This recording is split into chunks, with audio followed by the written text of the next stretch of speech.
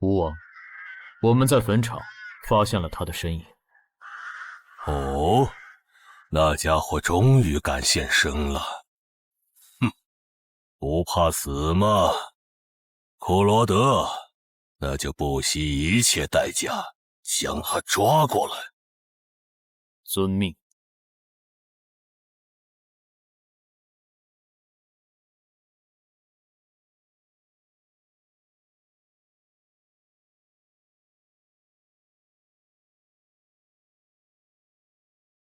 是不是打败你，才会放过我？那看来是没谈拢了。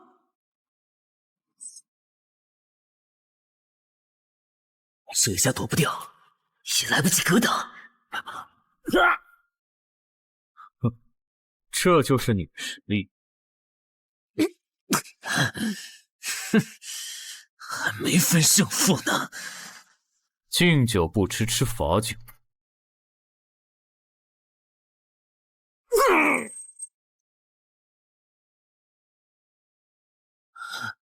认输吧。做梦。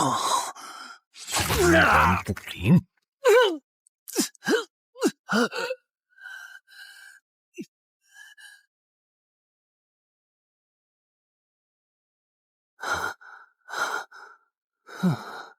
还好只是梦啊！等等，啊！这地下城入口竟然真的刷到我家里来了！2030年，世界各地相继出现地下城入口，入口无法被破坏，但攻略地下城可以使其关闭。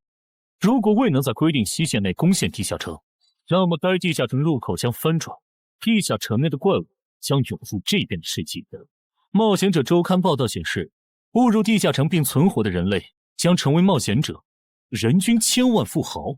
对普通人来说，冒险者就是一步登天的门票。所以你过去3年的冒险家生涯，为你赚取了超5亿的财富。当然，对于刚刚成为传说级冒险家的我来说，这只是个开始。但少有人知道，每一位高等级冒险者的背后，都有许多普通冒险者和无辜平民的牺牲。而我们的主人公陈海，恰好是知晓这一秘辛的少数人。你还真是给我出了个大难题啊！能让人一夜暴富的地下城，可对我来说也没啥用啊。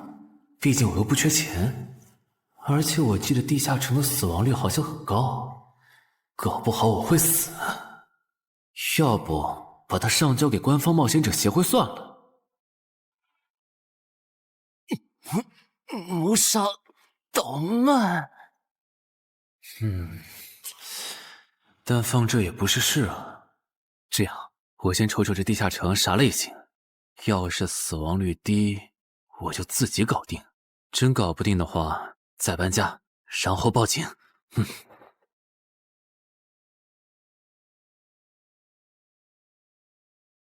嘿，运气不错，是 Level 2的狩猎型入口。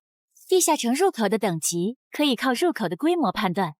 陈海家的入口太小，只能是入门级。你好，有您的快递。来了来了，来了，是你的快递，在这签字。好的。说起来，小哥你该不会是发现了野生的地下城入口吧？不然为什么要网购锁子甲？完了，不会暴露了吧？我玩全甲格斗的，之前的防具换，打算换新的。怎么了？有问题吗？没问题，我就是随便问问。感觉这人很奇怪啊。还好我伪装的不错哈。不过这个箱子会不会有窃听器啊？还好没发现窃听器。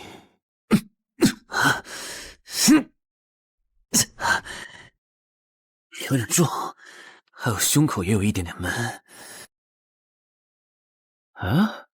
走起来倒是不影响，还行。那出发吧。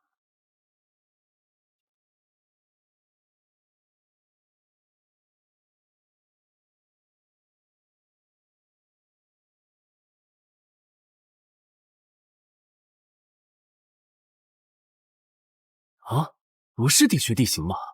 那看来我的首战对手大概率是豺狼人了。好耶，这套锁子甲没白买。哼，说起来，新人进入地下城后会激活冒险者面板，我的呢？来了。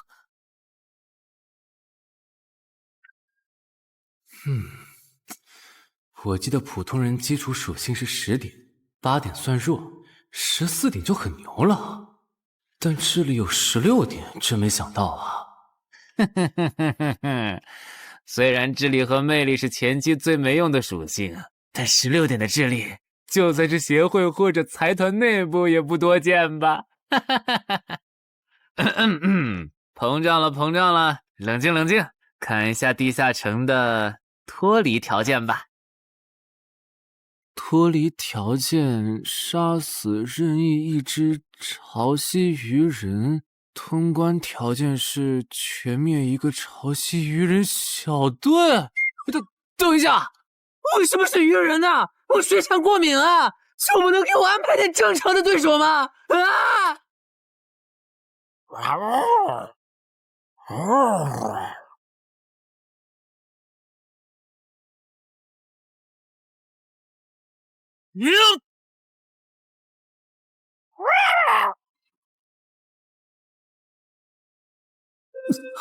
不是吧，这都被躲过去了。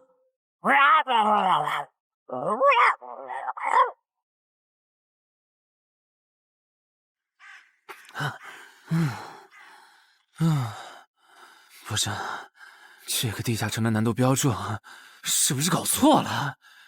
一个落单鱼人就能把我打得差点翻车，如果遇到满编的鱼人小队，我岂不是要就地归西？啊，等级增加了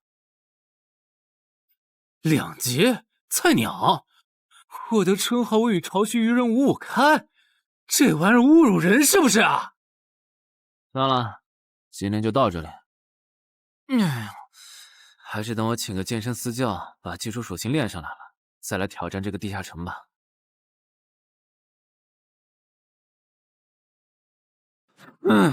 累死我了，半年的运动量都干出来了。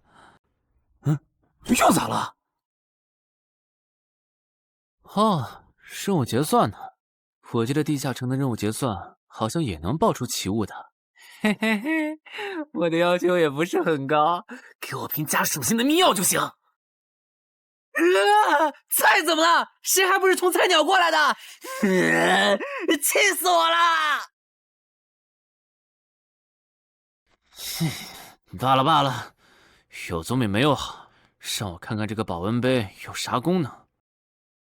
该物品每天可以凝聚500毫升纯净水，可升级。这垃圾东西谁要啊？气死我了！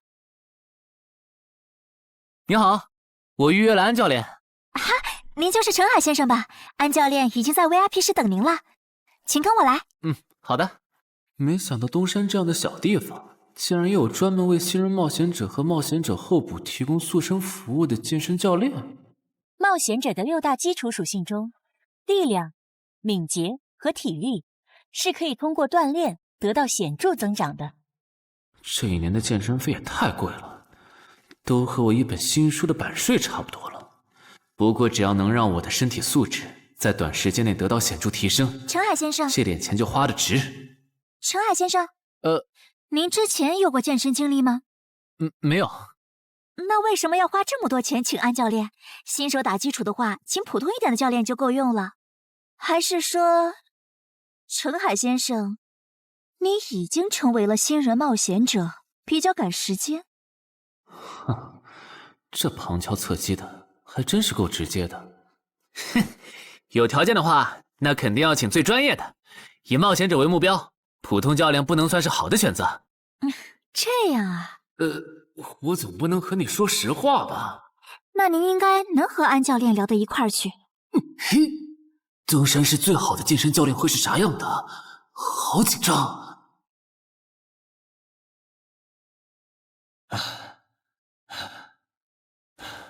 啊！和我预想的完全不一样。我还以为会是个肌肉兄弟，结果到头来，这不是个小白脸吗？我的课程这么贵，竟然也能预约得出去？开玩笑的吧？就是你想成为冒险者，跟我来吧。哼！3、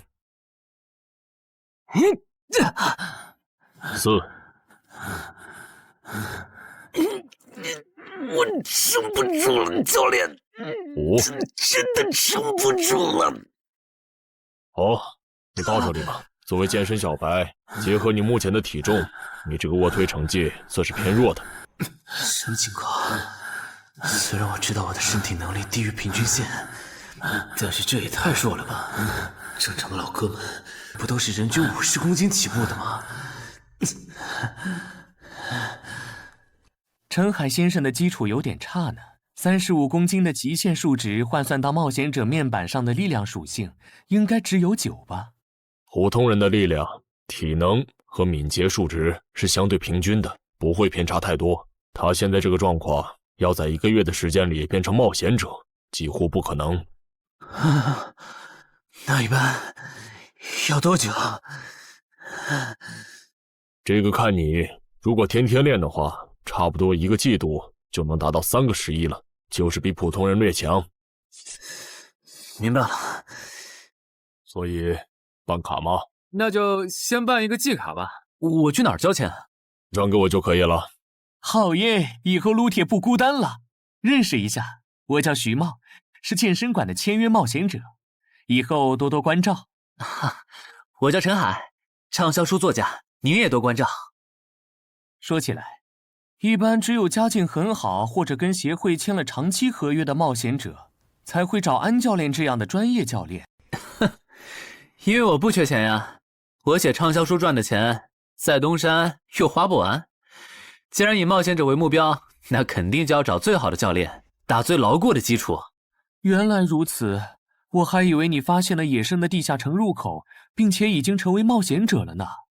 作为前辈，我得教你一些冒险者之间才流通的基础常识，免得你以后被人坑了。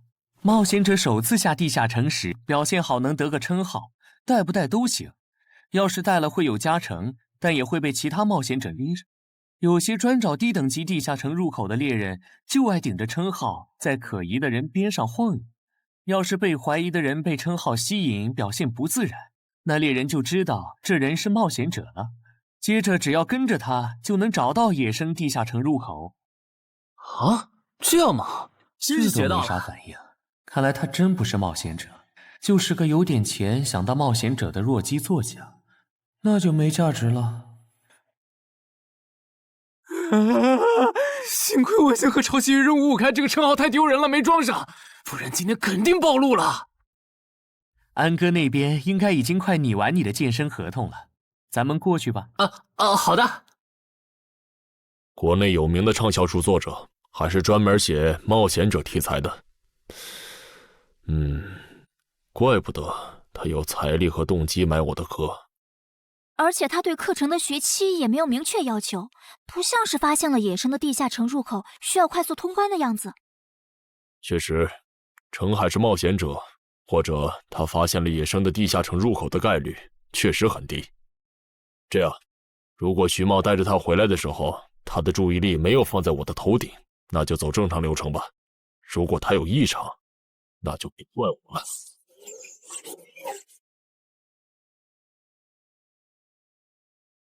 合同拟好了，你看完如果觉得没问题就签吧。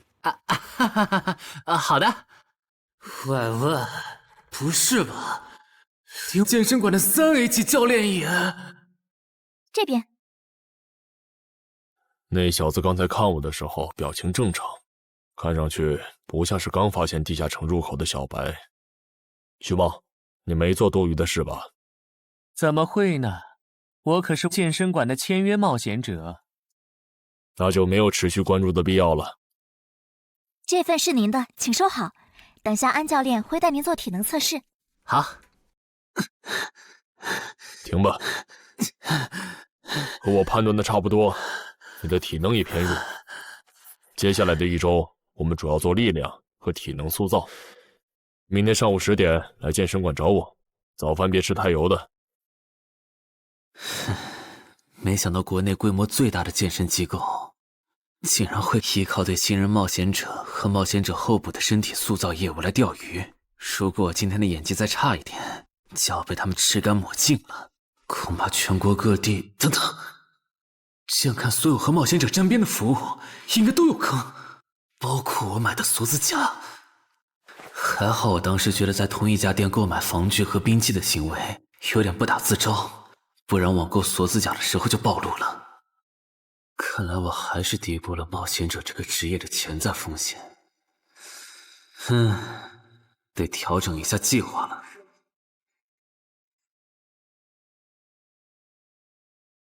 针对低等级冒险者的坑到处都是，今天运气好避开了一个坑，但我总不会每天都有这么好的运气吧？只能冒险来地下城提升冒险者等级了。这次的脱离条件是鱼人眼珠吗？对了，不知道昨天那只的眼珠可不可以？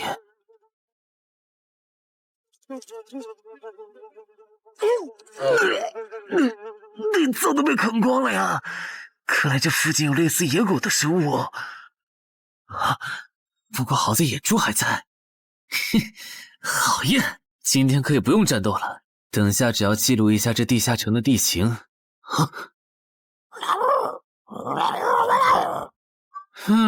鱼人呢？我还以为是什么呢，吓我一跳。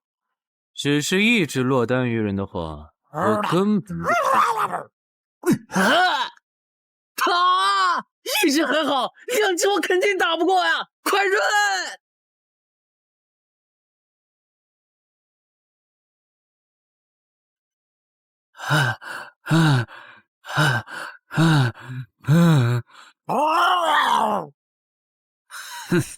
没发现吗？你和你的同伴跑散了。现在换我来进攻了。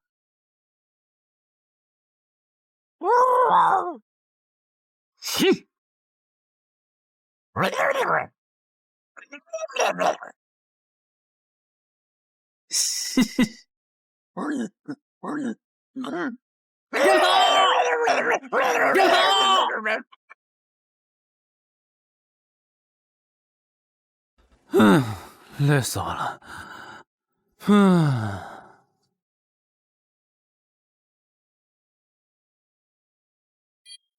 不是吧？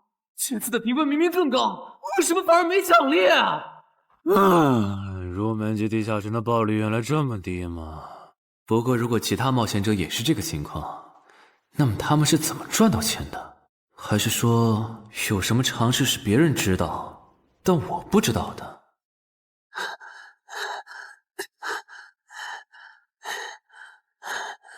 我外出的这几天，他都是这个训练强度。对，如果他能一直保持1个季度下来，力量、敏捷和体质恐怕都能到12。说起来，教练你就没考虑过把他吸收进健身馆吗？你回来之前我就问过了，但被他拒绝了。他想通过黑市的路子成为冒险者，然后当独狼。陈海，你打算今年就成为冒险者？能尽早成为冒险者，肯定要尽早。拖久了，以我的财力恐怕就上不了车了。毕竟时间越往后，冒险者名额的价格也就越贵。倒也是。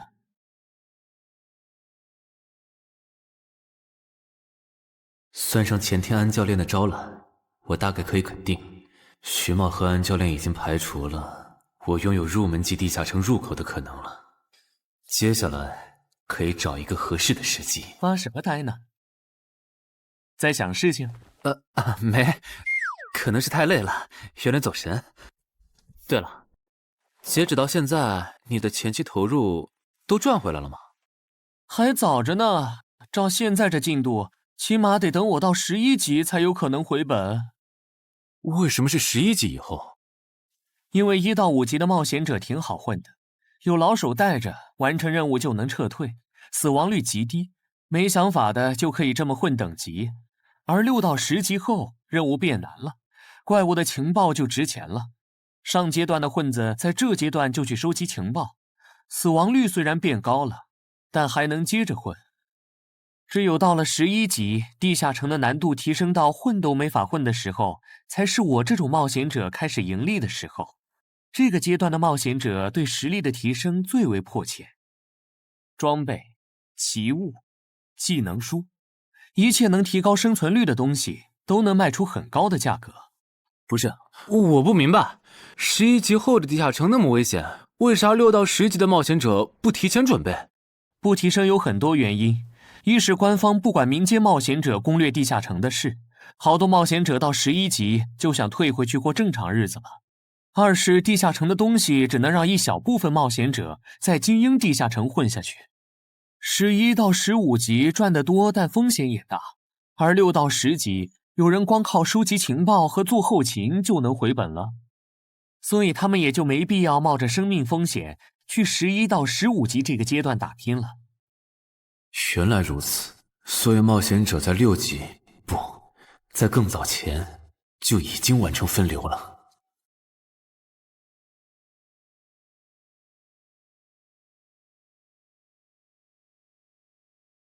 原来有很多人靠卖靠谱攻略和情报赚钱。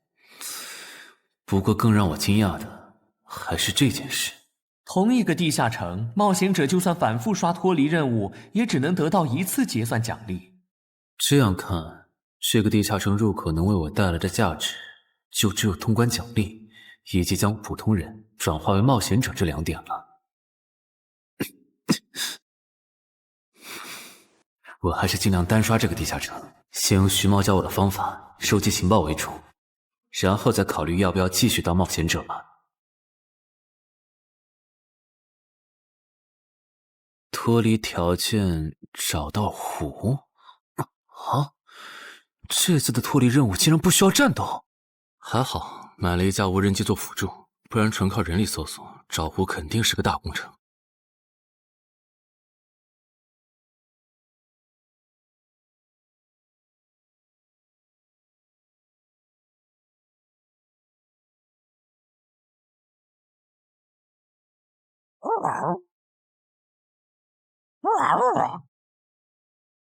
这是什么？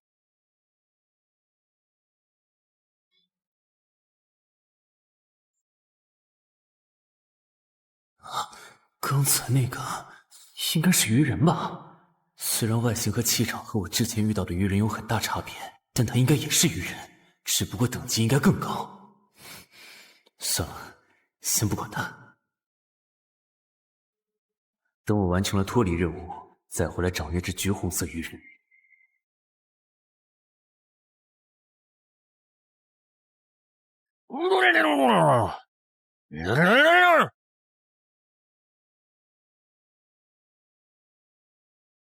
找到了！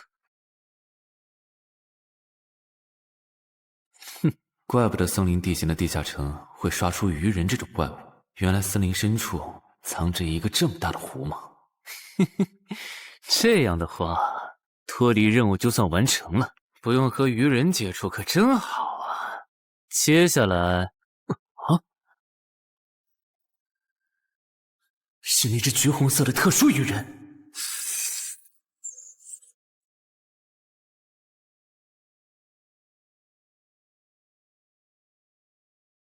幸亏我刚刚反应快，不然可就重伤了。不过我新买的无人机的遥控器，我的心在滴血啊！不对，现在不是想这些的时候。这只鱼人的速度太快了，我必须迅速对待。啊！1只、2只、3只、4……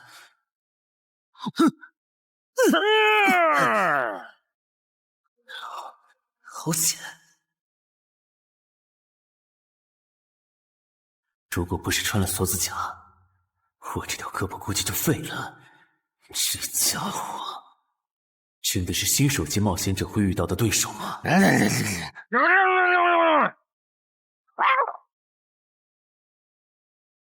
如果只是和这只橘红色鱼人单挑也就算了，关键我还得抽出一部分精力来处理身后这几只杂兵。不管怎么看，这个地下城的难度绝对超纲了呀！要不，好吧。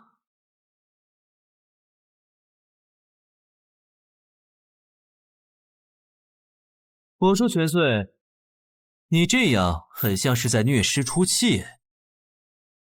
有吗？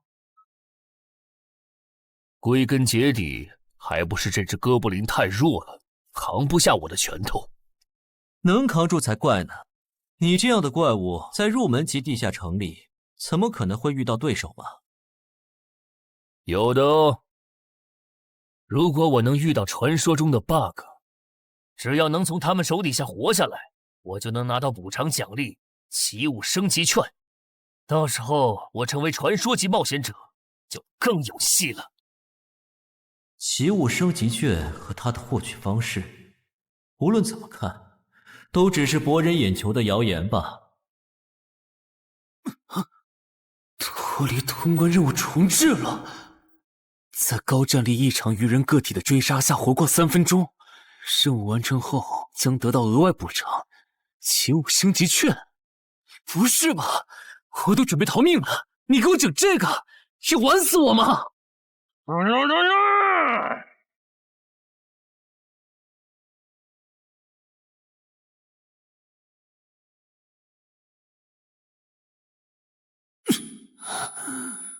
我这算是必胜绝路了吧？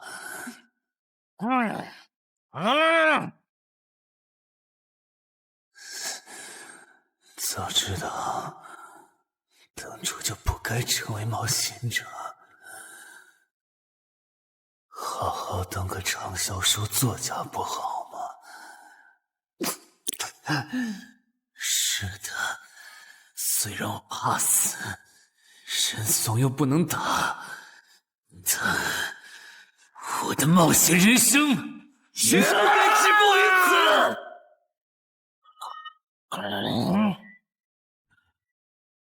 想想，我现在还有什么牌？我现在还能打出什么牌？啊！使用称号，我与潮汐鱼人五五开！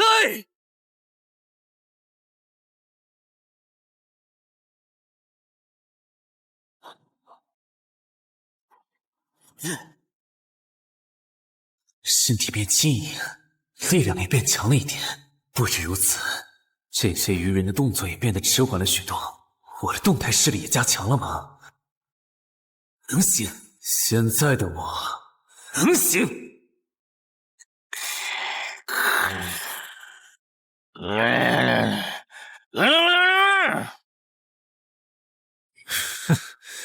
没想到高级鱼人说的话，我竟然能听懂。就剩你了，头目。我不是干掉了这支下级士兵，别再得意忘形了啦！我知道的，即使身体能力获得了大幅度提升，穿上这一层锁子甲的我，依然不具备能和这只橘红色鱼人拼速度的可能。机会只有一次，对方的进攻方式、路线和目标都已确定，我要做的就是舍弃头部的防御，用它做诱饵，争取到一次以伤换伤，重创对方的机会。如果这一次机会我没有把握住，那么吃到教训的他必然不会再给我翻盘的机会了。这种生死皆在一瞬间的体验，真让人血脉喷张，沉醉其中无法自拔。就是现在！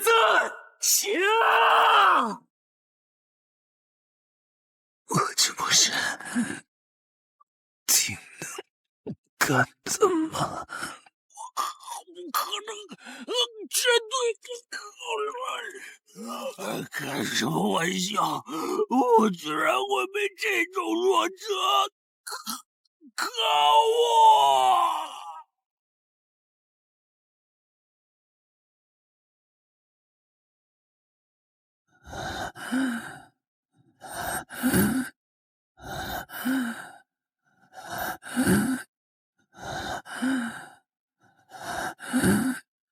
这下总不能还判定我是菜鸟了吧？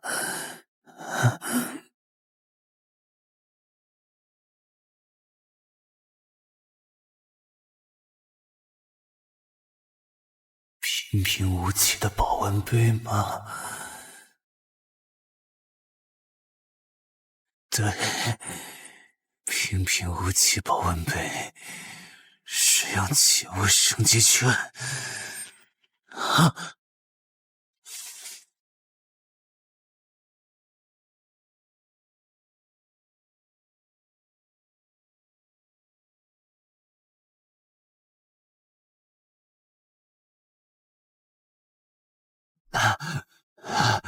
活过来了！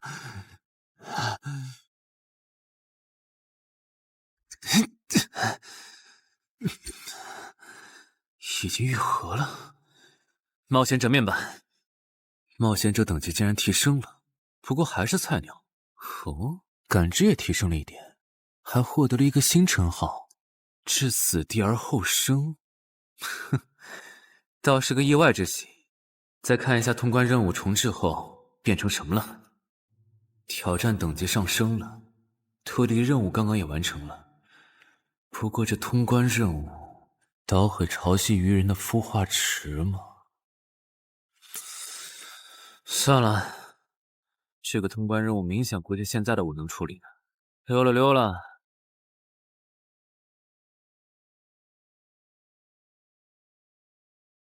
嗯，是错觉？怎么感觉这个地下城入口变大了？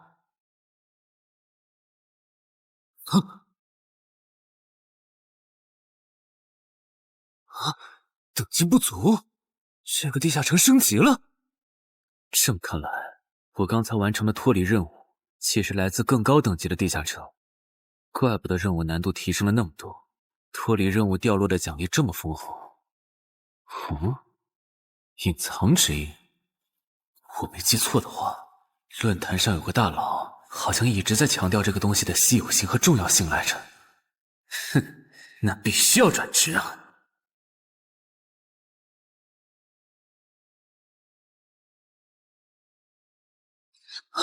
什么情况？感知竟然提升了，死亡行者也算是新职业了。越接近死亡的话，属性点提升就越大，可以1至4。刚刚是啥玩意儿？我家，这就是感知16以后的世界吗？即使闭上双眼，我的大脑依旧能够准确勾勒出客厅每一角。真不敢想象，20点感知的人类眼中的世界又会是什么样子。说起来，我与潮汐鱼人555开这个称号的效果，刚刚在地下城已经体验过了。这个至死地而后生的称号，效果又会是什么呢？被逼入绝境以后，就能得到力量、敏捷、感知，每个加4点的加成。这个称号的触发条件和死亡行者的触发条件差不多哎。等等，也就是说，死亡行者搭配至死地而后生，极端条件下可以给我带来8力量、8敏捷、9感知的提升。哈哈哈哈，这也太超模了吧！胆子再大一点，以后遇到打不过的敌人，我完全可以靠自残触发效果让属性提升。等干掉敌人以后，再用稀奇古怪的回血药水把状态拉回来。而且回血药水的用处也不止于此，有了它，我再也不用担心健身过度肌肉拉伤了。反正每天都能回一次血，完全可以想怎么练就怎么练。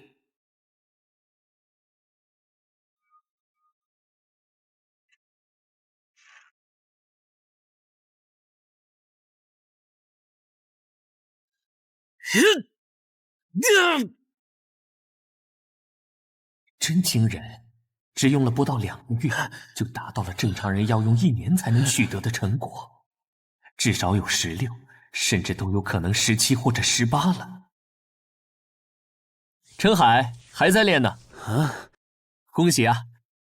你现在的力量、敏捷应该已经到达12点了。以你现在的身体素质，准备充分的话，是完全有能力完成新手级地下城的脱离任务的。真的不考虑加入健身馆，成为这边的签约冒险者吗？我可不想当一个会被合约束缚的冒险者。那真是太可惜了，我还以为能和你成为同事，以后一起攻略地下城呢。不是同事，也能一起攻略地下城啊。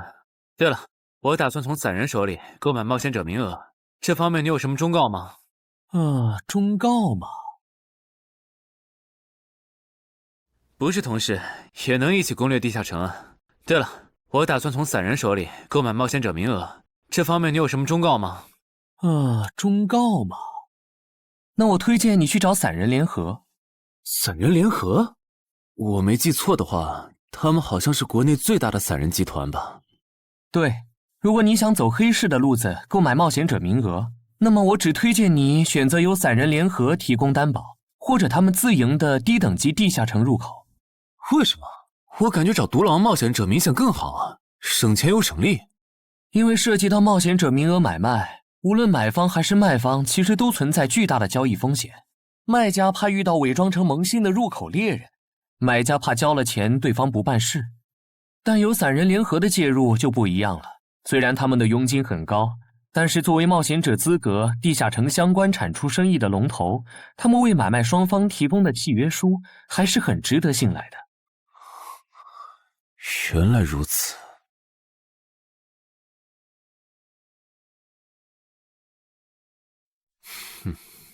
查了一下，整个漳州只有云霄市的这个老廖稍微靠谱点，找了散人联合做担保。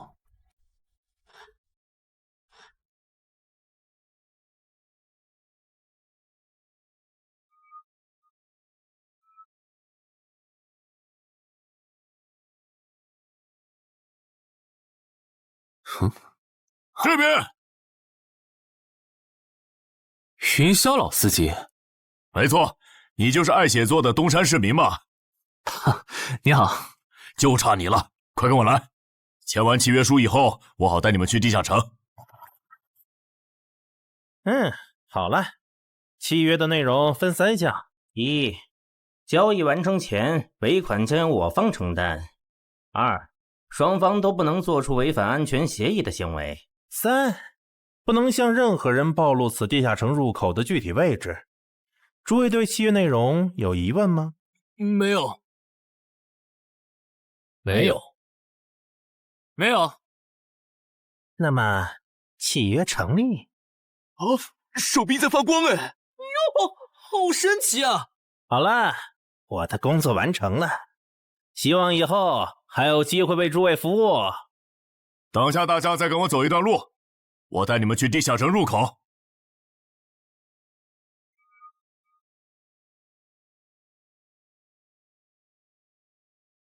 这个地下城入口的位置确实隐蔽，难怪没有被官方和云霄市的资本发现。好了，大家排好队，按顺序进入。我先走一步，给大家带路。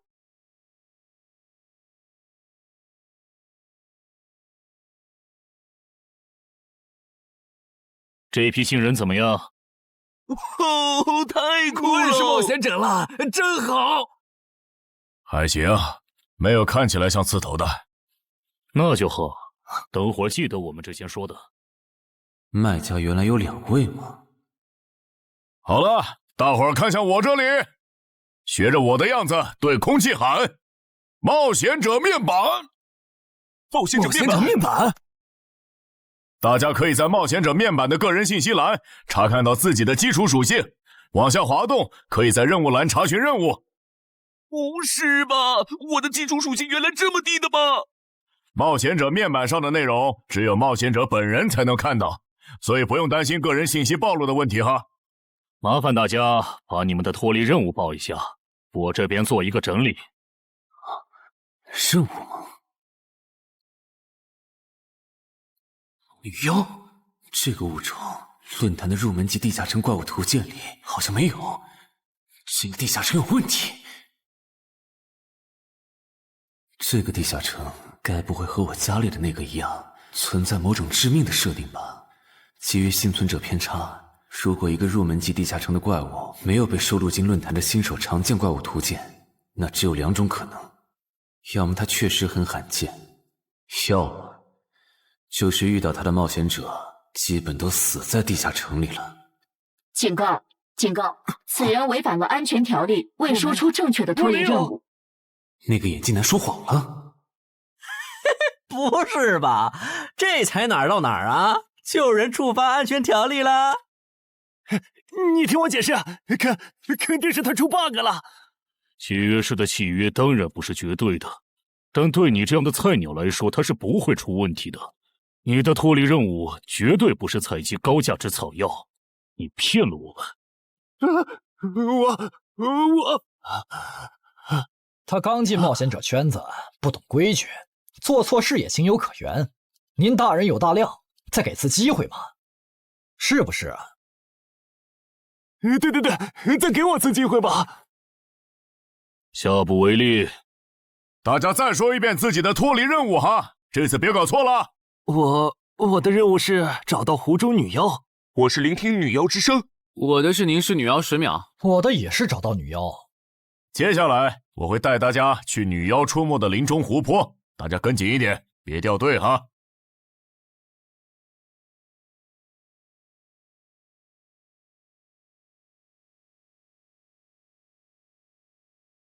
冒险者面板。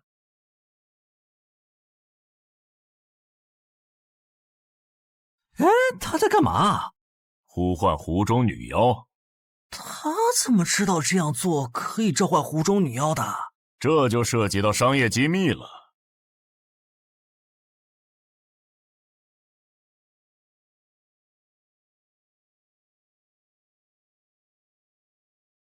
女妖出来了！我的脱离任务完成了，我的也完成了。8、9、10。大家把耳塞戴一下，女妖马上就要唱歌了。不戴的话会怎么样？女妖的歌声会破坏你的大脑。刚成为冒险者的 Level 1萌新，一整首听下来，大概会当场暴毙吧。什么？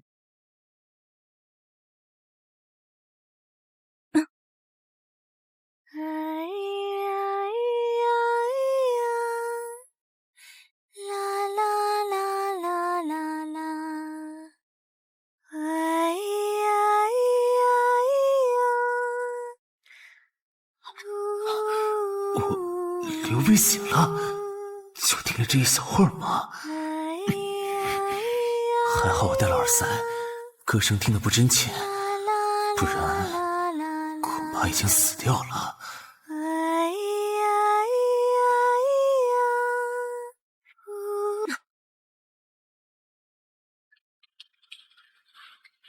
大家的脱离任务都完成了吗？都做完了，那咱们就原路折返回去了哈。搞笑，让我们原路返回？来之前我已经查过了，地下城里的植物和矿产都是很值钱的。你这么急着赶我们走，不会是想要独吞这个地下城的产出吧？我们可是付了钱的，为什么不能在这个地下城采集高价值草药和矿产来回血？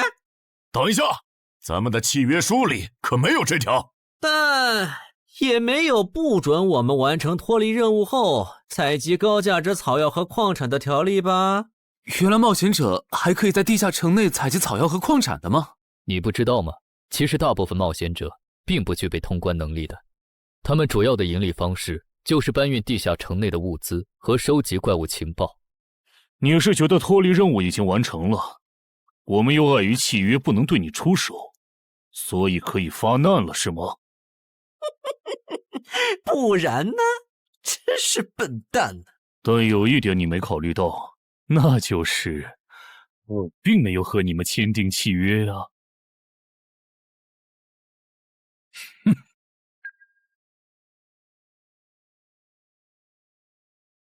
你们两个什么意思？没什么，单纯看不惯而已。我觉得这位朋友的理由其实挺合理的，只是一些药草和矿产，没必要那么计较吧。但是基于契约文书第1条的话，如果有人死亡，我们就拿不到尾款。你可以保护我们，作为回报，我们可以将采集到的一部分物资分给你。不好意思，我们并不想冒这个风险。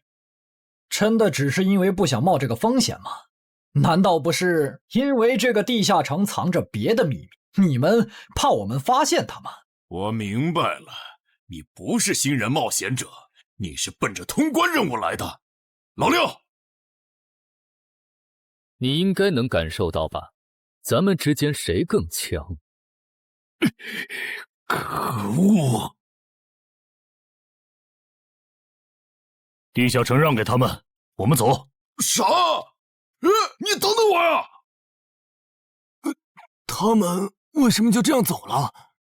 这不很明显吗？这2位帮我们说话的朋友，其实是比那2个人更强的冒险者呀。过奖，其实强的不是我，是我的这位朋友。等等，不太对。3人联合的契约师不会蠢到让假装萌新的冒险者轻松找到契约书漏洞，这不符合逻辑。大家可以自行选择，接下来是单独行动，还是跟我们一起行动？单独行动的话，你们的收益可以独享；如果跟随我们一起行动的话，通关奖励我们要1半。1半？这么多？这叫多？你没仔细听吗？是通关奖励的1半。这2位资深冒险者的目标是通关，新人冒险者的通关率一般只有10%，甚至更少。就算分出去1半，我们也领先了90%的新人冒险者。大叔，你别得了便宜还叫委屈啊！所以这个地下城没来错，其实是好事。对新人来说，第1次通关时间是重要分水岭。新人冒险者越早拿到通关奖励，未来的冒险者之路就会越顺畅。那就是说，就算我只拿到1半的通关奖励，也会比绝大多数同等级的冒险者要强吗？如果你没有浪费这些开局资源的话，确实是你要强一点儿。请让我也加入你们，也包括我。我也要。那帮没良心的，签契约书前都说好了，只涉及脱离任务，其他不包的。任务一完成，他们就变脸了。差不多得了，都走了这么远，他们不可能再跟着了，你不用演了。哦，不过你这次演技提高了不少嘛。刚才我一度以为你打不过那个顶着战斗专家称号的冒险者来着。我确实打不过他啊，不过他也很忌惮我就是了，要不然不会用劝退的方式赶我走。原来如此，那你觉得他们能通关吗？可能性太低，个人判断，这批冒险者里最多只有1到2个幸运儿能活着走出这个地下城。什么嘛，这不就和之前的几次一样了吗？真没意思。哇，酷哎！既然大家已经决定联手通关，那我也不藏着掖着了。我能够为认同我、信赖我的队友带来一点基础属性的随机增幅。他说的是真的，我的力量加了1点，我加的是感知，我的也增加了，体力涨了1点。原来团队领袖这个称号是用来提升自己的队友啊，还怪好用的。我这边还有一个问题，我们现在只知道口琴声能召唤女妖，并不知道其他的召唤方法。女妖要是一直躲在湖里，大家的通关任务就没法完成。这不是问题，我的称号可以让我强制激怒指定目标，被激怒者将减少2点智力，变得冲动易怒。他也是冒险者吗？至于建立强制对话的方法，只要引起对方的注意就可以了。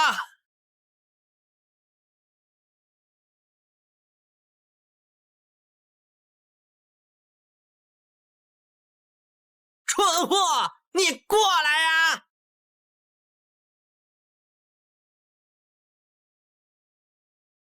成功了，他被我激怒了。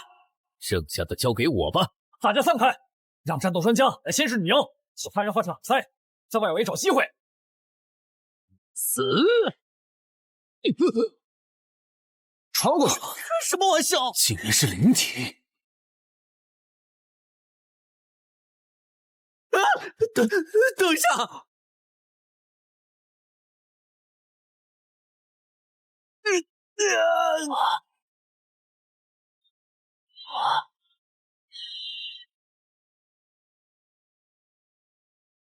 还好有2-3，只是鼻子出血。不是吧？这个女妖原来是个幽魂！娘，有把握吗？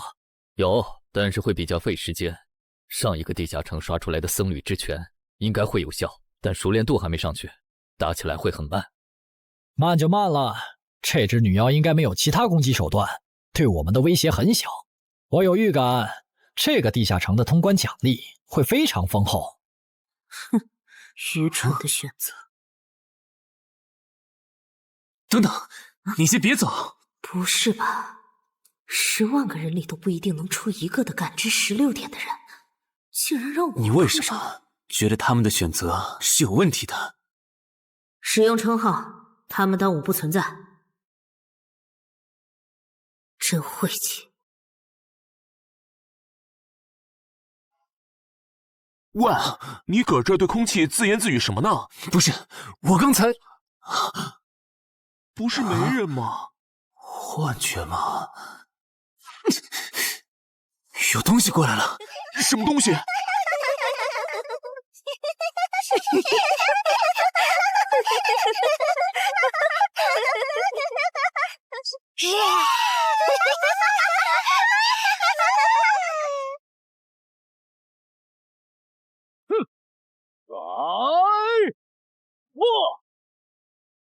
有效果了！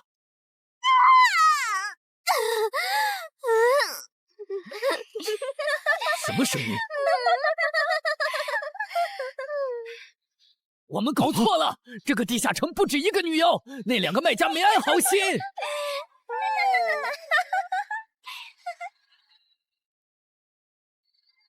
不是吧？这也太多了！不行，这个数量2-3已经没用了。还傻站着干什么？跑啊！为什么总是让我遇到这种事？天河子爷那时候是，现在还是。看在你老婆和女儿的份上，我觉得应该放过你。谁叫我最喜欢看别人抱憾终身，活在憎恨和痛苦中的样子呢？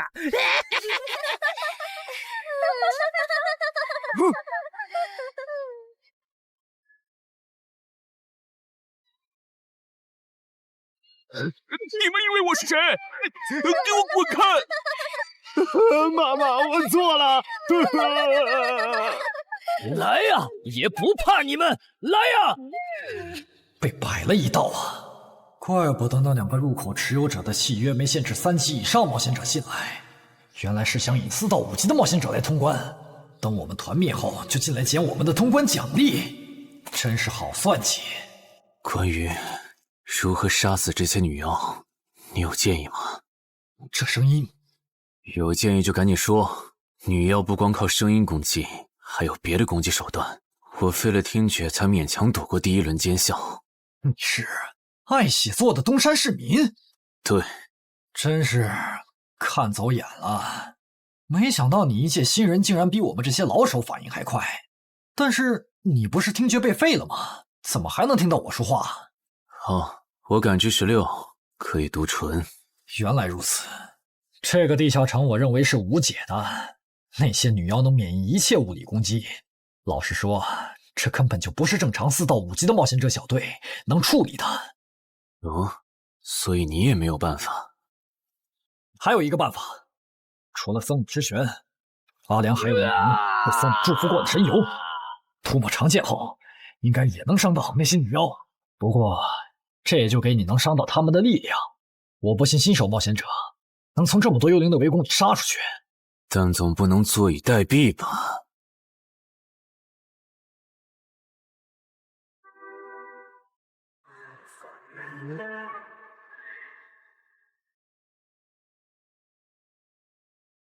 置死地而后生。能听到吗？我问过你的同伴了，他跟我说，要通关必须从你那里拿到对僧侣祝福过的神油。通关吗？能帮我拿一下吗？不好意思，我眼睛瞎了，恐怕没办法操纵冒险者面板取出你要的东西。这样啊？不过我还有一个办法可以让你得到它。什么办法？你干什么？就是以死后掉落的形式让你获取。其实我也不是非要那管油杀人夺宝不可。20点的敏捷足够我甩开女妖逃出地下城了。我就是想试试能不能通关。虽然无论怎样，你都不可能活下来。喂，真的很吵啊！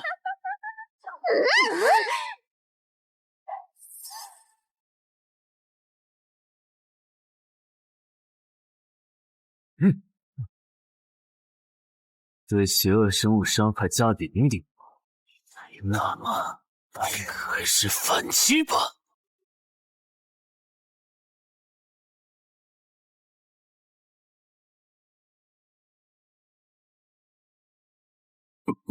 好像有人从里面走出来了。哪有人啊？你看错了吧？不是，我真感觉到了。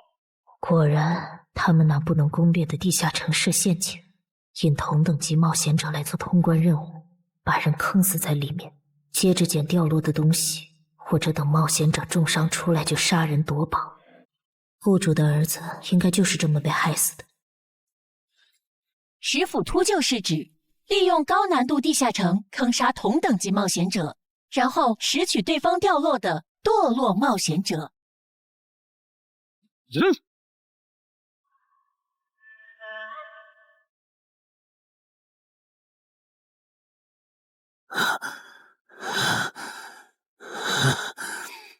好险！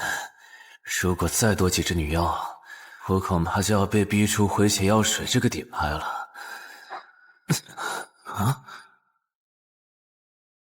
您的绝妙操作取悦了路过的死亡主宰，得到其恩赐，亡灵亦不能杀死我。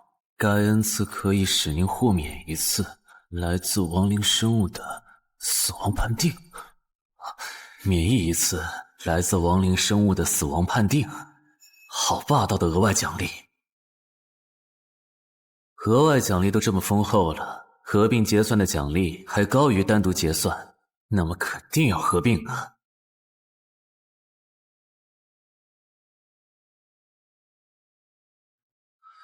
哼，果然，除了稀有级奇物和新称号以外，还给我报了2个专属技能。这个地下城的奖励太丰厚了，难怪它的难度如此超标。爱写作的东山市民，你还活着吗？怎么没声音了？哼，差点把他给忘了。你现在感觉如何？能站起来吗？有点难。那只能扶着你了。其他人是不是都死了？胖子、四眼、大叔，还有你的2位同伴，都死了。你应该不是第一次进入地下城吧？哼，我还以为你不会主动说破呢。如果我说我能保守秘密，并将我得到的奖励作为酬劳全部送给你，你能不能不灭我的口？但你死了，同样可以保守秘密。那你就得不到我的通关结算了。而且云霄老司机和他的同伴肯定在地下城入口附近蹲幸存者，我可以帮你吸引他们的注意力。相信我，让我活着走出地下城，对你来说是最有利的选择。看到了吗？这才是真有人出来了。哎呀，刚才那次算我看错行了吧？等等，地下城在坍缩，他们通关了。不对，小溪右边的冒险者，他绝对不简单，肯定是……狼。先干掉一个弱的，接下来到你了。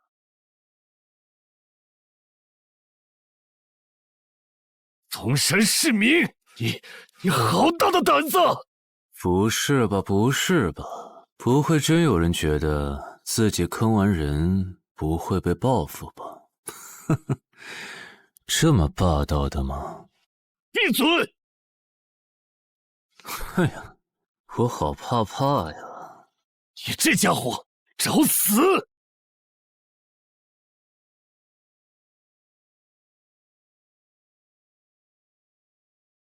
这俩人相互厮杀的程度，有些7级甚至8级的冒险者都没这么夸张的速度。不可能！带上这个称号以后，我的速度竟然还是没你快，真是离谱他妈给离谱开门，离谱到家了！你的敏捷难不成有17，甚至18？可，你猜？冒险者面板！哼，不比速度了。不比了。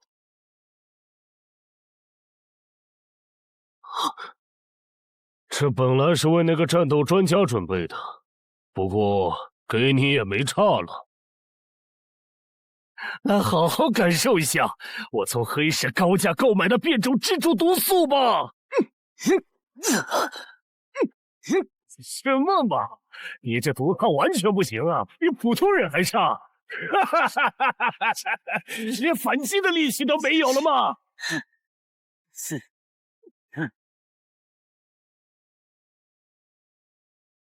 太慢了，太慢了！你这样是伤不到我的。哼，蜘蛛毒，这就是你为我们准备的手段？怎么样，喜欢吗？作为7级地下城蜘蛛滴血的特殊产出，可以极大的削弱低等级冒险者的力量、速度和体力。迄今为止，因为他而败在我手上的5级冒险者已经有4个了，而你将会是第5个。然后呢？你应该不只准备了这点手段吧？全都亮出来吧！哼，不会吧？难道这就是你的全部了？当然不止这些。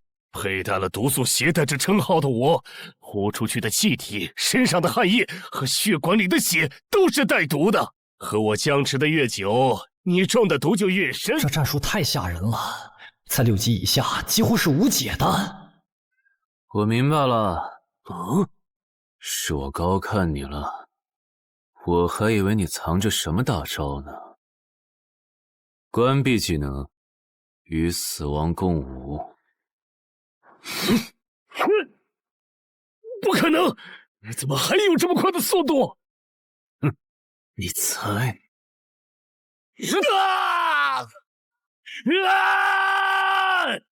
也太得意了！太慢了，太慢了！你这样可是伤不到我的。可能，绝对不可能！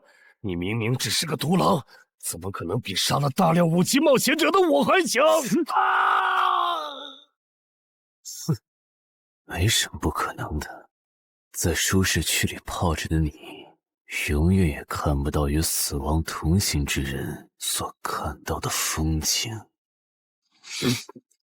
但是，捏死的往往都是会水的。散人只有劣势更弱小的散人，才能积攒出大量的财力和武力。我的路才是正确的。对普通人来说，或许你才是对的。不过，在我看来，与死亡同行之人，如果走到了极致的话，未必不能超越死亡。不是吧？那么强的人，竟然这么轻易的被……啊！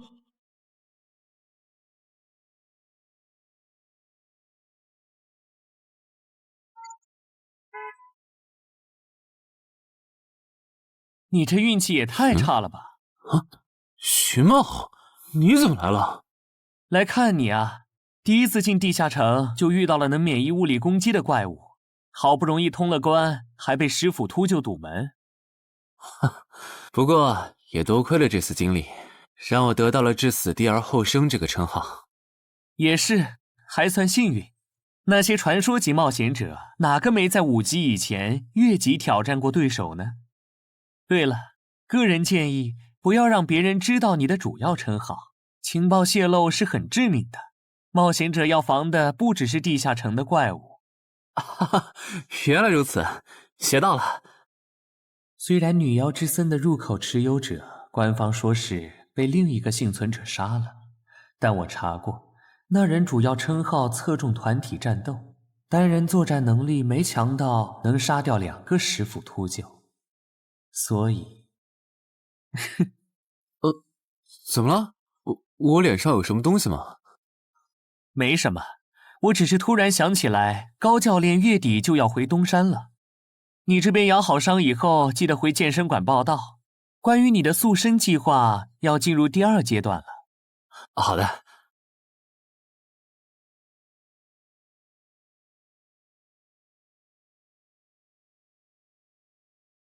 你不打算做攻略型冒险者了？没错，这次地下城经历让我明白，我没当传说级冒险者的本事。与其在这阶段的地下城拼命，还不如到6到10级的地下城多弄点钱，然后就隐退。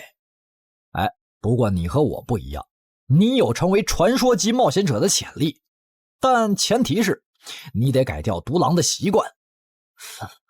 为什么这么说？独狼玩法在10级前的地下城能提高任务结算评分，多拿奇物、称号和技能，但11级到15级的地下城难度大增，光靠个人根本过不去。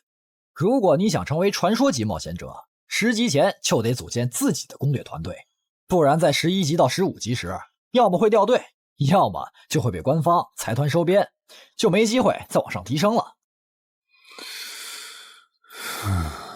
团队嘛，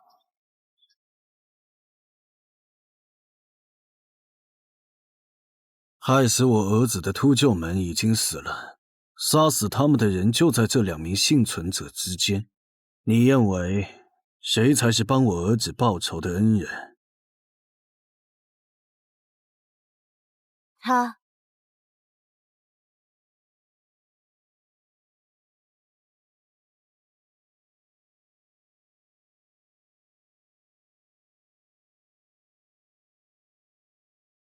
陈海，你就是女妖之森的通关者陈海吧？我们对你在女妖之森得到的通关掉落很感兴趣，你开个价吧。不卖。他说不卖，他不会真的以为我们是在跟他商量吧？那我换种说法，把你在女妖之森得到的东西交出来，立刻马上，不然有你好看。你们在干什么？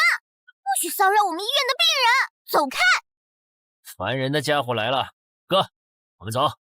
切，真晦气。下次他们再来骚扰你，你就来找我。我哥哥是10级冒险者，他们不敢惹我。谢谢。不，该说谢谢的人是我。我的好朋友死在了女妖之森。银河王先生攻略了这个地下城，还铲除了用它钓鱼害人的秃鹫。原来还有这么一层关系啊！我和我死去朋友的家人都很感激你。总之，这是地下城暴走后的随机拉人现象啊！还会拉我啊！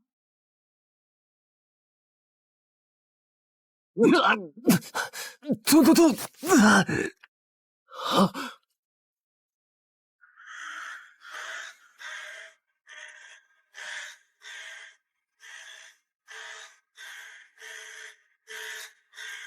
大家不要惊慌，我们只是被拉入了翻转后的入门级地下城。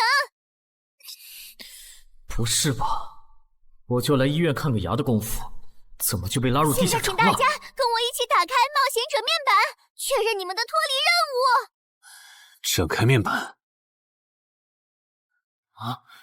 5级的生存类地下城，哇，这次可能要死很多人。什么？云霄市医院发生入门级地下城翻转现象，有20人因此凭空消失。周德也在这20个人里。情况如何？失踪人员名单已经整理出来了。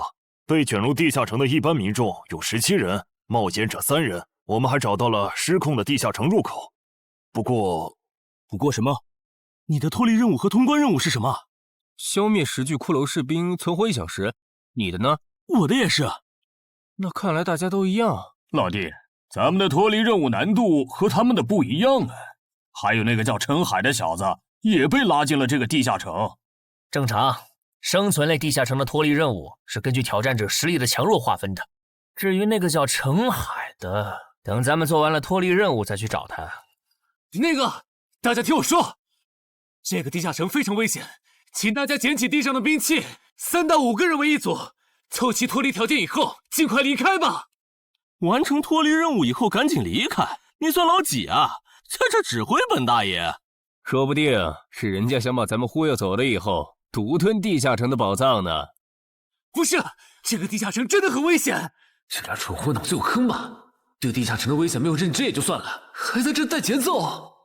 这位先生是非常强大的冒险者，他前几天刚通关了一个难度非常高的地下城，还和同伴联手除掉了10府秃鹫。真的假的？就是锦城家园那栋烂尾楼，听说害死了好几10人。哦，想起来，请大家相信他的判断。这个护士干嘛一直夸我呀？好烦呐！不过好在效果还行啊，能引起这些新手的重视就好。等一下，如果这个地下城真的那么危险，那你觉得就凭我们这些普通人，真的有能力完成脱离任务吗？先不说消灭骷髅士兵有多难，就按你说的，3到5人一组去猎杀骷髅士兵，最后肯定是青壮年组队，老弱被抛下。请问，你考虑过被剩下的人的死活吗？有道理。分开行动的话，骷髅士兵听起来就很难对付。就是，那就死定了。很多人就是因为单走，才被地下城里的怪物杀死的。姐夫说的没错，被拉入地下城后，一定要拉拢人心，来拿到话语权，再利用话语权来强迫冒险者当我的保姆。能通关高难度的入门级地下城又如何？当你开始在意这些渔民死活的时候，你就注定得当我的保姆了。你们能信任我吗？那跟我走吧，我带你们去完成脱离任务。好的。谁允许你们走的？作为在场唯一一个有地下城攻略经验的冒险者，你难道不应该留下来保护我们吗？对呀，能力越大责任越大。我看他就应该帮我们把脱离任务给做了。对，送佛送到西嘛。第一，我不是官方冒险者，我没有义务来保护你们的安全。第二，不要对我道德绑架，不然我真的不介意走之前打断你的头，把你留在这里自生自灭。这人怎么这样啊？保护老弱不是最基本的道德吗？活该他不是官方冒险者，看来道德品质不过关。你们干嘛去？我觉得那个人说的很对，既然通关任务是存活1小时，那肯定是越往后越危险。对普通人来说，早点完成脱离任务离开这儿才是最优解。切，不走留着被你们道德绑架，免费当保镖吗？我们又不是傻子。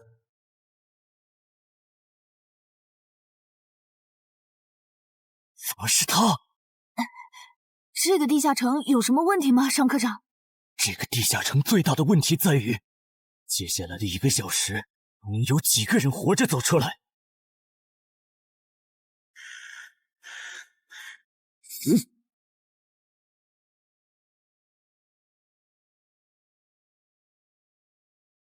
你们就学我刚才做的，用剑去砍那些骷髅士兵的颈椎。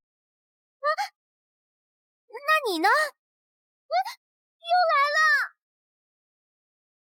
我嘛，就用我的老火箭和他们练练。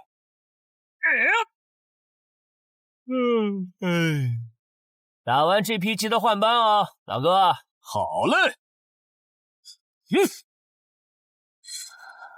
骷髅士兵不刷新了，看来并不是无限的。好消息是新人的压力小了，坏消息是我这样的老手完成任务更难了。这周围的骷髅士兵被咱们刷光了，换地方吧。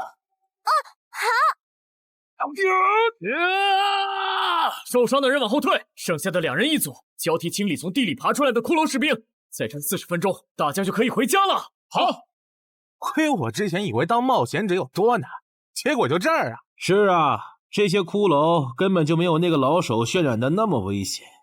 等这次结束，我也是个有名的冒险者。这些骷髅虽然弱，可不代表这地下城难度低。正相反，骷髅越弱，越说明地下城有极厉害的 BOSS。更让我烦的是，这地下城怪物也太少了。虽然我以老弱不宜参战为由，劝退了近半的冒险者，但是分到我这的怪物才4个。最后10分钟，这地下城难度肯定飙升。要是接下来10分钟都没有新的骷髅士兵刷出来，我就得自己想法子凑够剩下的6个骷髅士兵了。脱离任务做完了。嗯。你呢？还差几个？8个。把机会都让给他了吗？那你先回去吧，我们继续刷骷髅。等做完脱离任务以后，咱们3个在外面集合。10年来没有一个人通关。不止如此，这个地下城的幸存者们也非常奇怪，几乎所有的都是新人。怎么会有这么奇怪的地下城？正常不都是冒险者越强大生存率越高吗？因为这个地下城有一个被称为强者坟墓的机制。同样的脱离任务，新人的难度只有老手的1/10。当新人完成脱离任务离开的时候，实力远超冒险者的地下城 BOSS 会主动追杀冒险者。好多老手都栽在这机制上。周德，快点察觉到，这个地下城的本质是谁最先完成脱离任务，谁才能活下来的竞速比赛。好心的冒险者哥哥，护士姐姐，再见。拜拜，再见。等下遇到的骷髅士兵，我多分给你一点。你先完成脱离任务，和他在外面会合。好的。有人完成脱离任务出来了。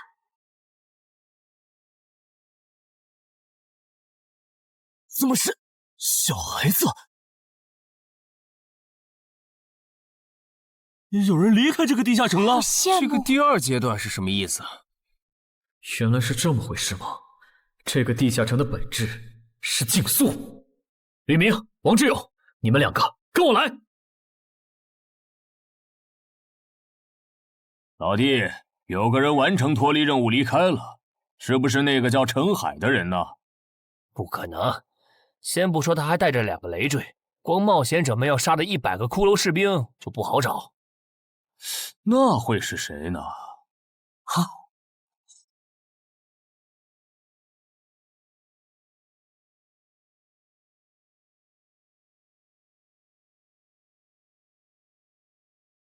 叫我们跟着他出来，都走这么远了，也不解释一下。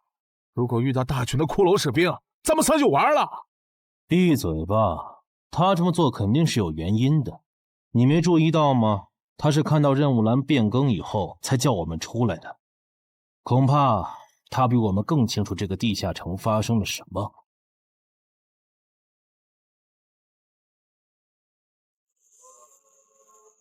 准备战斗！他们3怎么走得这么久还没回来？周德当初就不该气走那个冒险者。脱离了。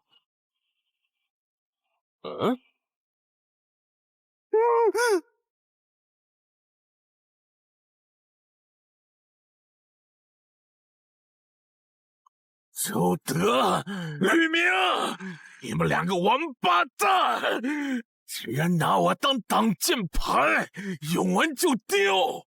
我们这2个小人！你还差几个？3个。那快了，我们再找些小股的骷髅士兵杀，应该能赶上。等等，不对劲，幸存者的数量在减少，营地那边出事了。说什么？陈海哥，这段是什么意思啊？哼，可能是难度提升，接下来会出现更强的怪物的意思吧。这个你别管，你的脱离任务做到哪儿了？我看看啊，陈海哥出事了，其他人都死了，现在只剩4个幸存者了。什么？左二，右二，去左。都说了，是这个地下城的 BOSS 降临了，要想活命，必须就地折返，在 BOSS 找到我们之前，完成脱离任务。别开玩笑了，就咱们2个人，怎么可能在那么多骷髅士兵的围攻下完成脱离任务？王之勇在的时候都做不到。听不懂人话吗？我们已经没有时间去找骷髅士兵了。还差右二。剑锋，救我！你好了吗？马上！陈海哥，好了。常先留下，你先走。可是，特效！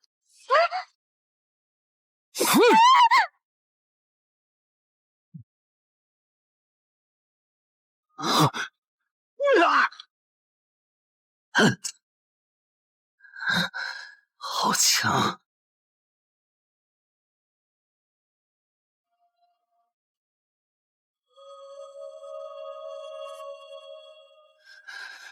明白了吗？你留下来只会碍事。我知道了，我去外面等你，你一定要活下来。好了，现在只剩下咱们2个，我猜你是不会放我走的，最多。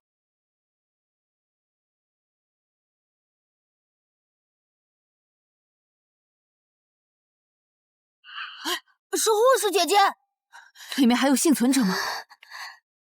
有，但是陈海先生他……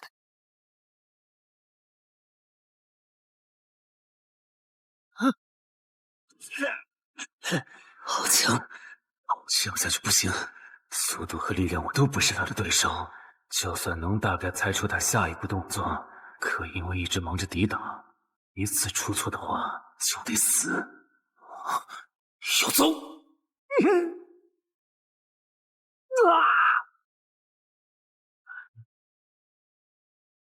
这么巨大的实力差，你还能跟我过几招？在我这儿撑这么久，了不起！怎么好像在跟我说话？不对，现在不是该思考这些的时候。想一想，再想一下，到底该怎么做，我才能活下来？没戏了，把这边的情况汇总给漳州吧。就说云霄市医院地下城暴走事件，17名普通市民卷入，仅2名幸存，3名低等级冒险者卷入，无一生还。你在说什么？不是还没到时间吗？这才过去5分钟。就是。我能理解2位的心情，但是请不要再做不切实际的幻想了。这个地下城里的 BOSS， 就算是9级的我，也没有把握面对他能存活15分钟。你要等的人，哪怕是5级冒险者中的佼佼者，最多也就能坚持5分钟。你从地下城出来到现在都过去5分钟了，他还是没有脱离地下城，这意味着什么？你应该清楚吧？怎么这样？如果不是因为我们拖累了他的进度，护士姐姐，陈海先生肯定能活着离开这个地下城。都是因为我们。是啊，全都是因为你们。如果没有那个多管闲事的冒险者帮你俩完成脱离任务，周德才是最有可能活着离开这个地下城的人。我出去冷静一下，这2个新人的登记工作交给你了。那这个地下城入口怎么办？人都死光后，入口会在半小时内关闭，接着随机出现在世界某个地方。当然，如果你实在不放心，也可以盯到最后。好吧。哼，你合格了。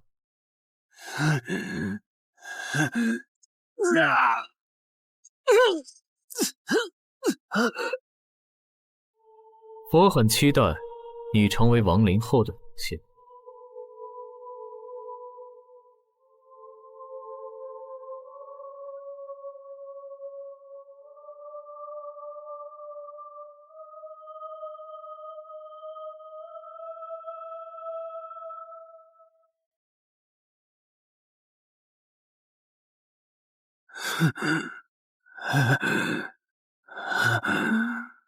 都赢了。对这个 BOSS 来说，完整的我更有价值。在他回来之前，使用死亡主宰的恩赐。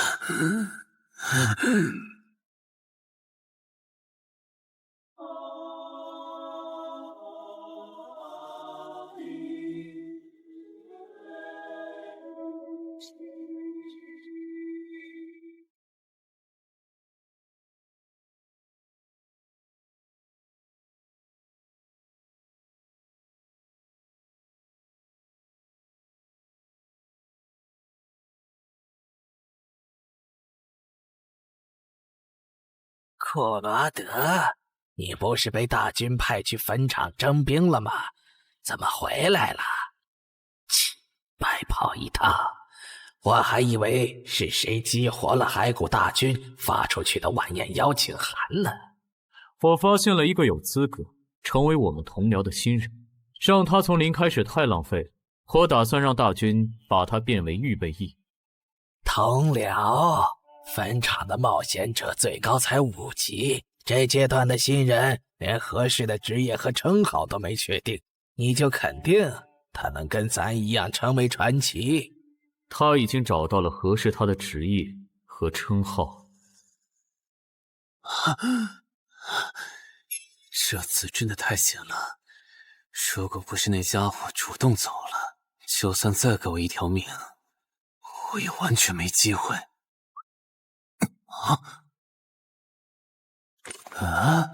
通关任务都显示完成了，为什么没有弹出来脱离选项？不会是必须完成脱离条件以后，我才能离开吧？在那个怪物意识到我没死之前，那得抓紧了。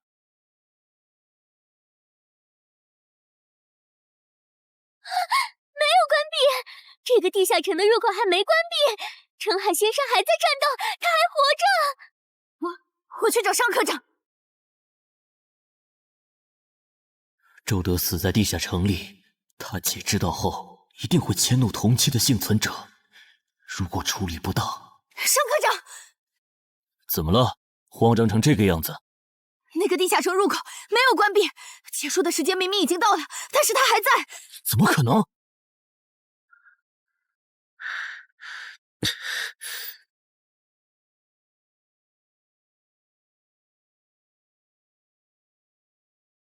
合并结算。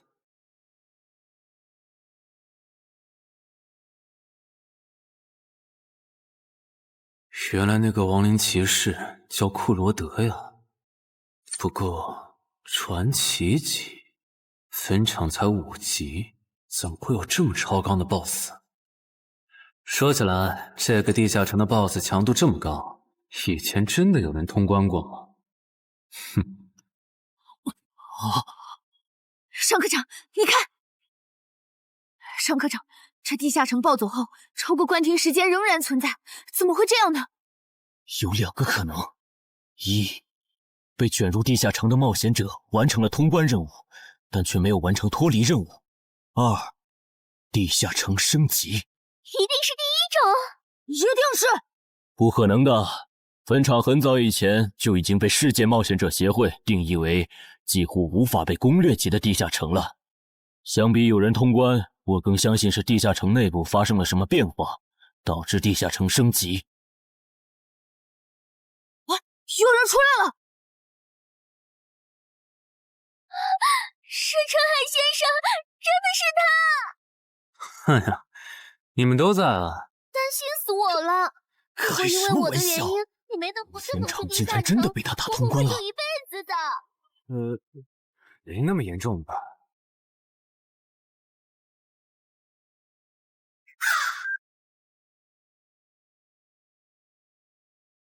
吴王，这是你驻守坟场以来第一次主动觐见吧？库罗德，你知不知道，就在刚刚，你成为了全球首个通关坟场的冒险者。首通？我？对，你要火了。坟场这个地下城虽然等级很低，但是在冒险者圈子里很有名气。你首通的经历应该会吸引到很多资本和散人工会的招揽，当然也包括官方。所以现在是招揽环节？是的，你在女妖之森和坟场的表现已经充分证明了你的潜力。像你这样的超级新人，整个冥省1年下来也不会超过10个。作为云霄市地下城负责人的我，当然不可能错过。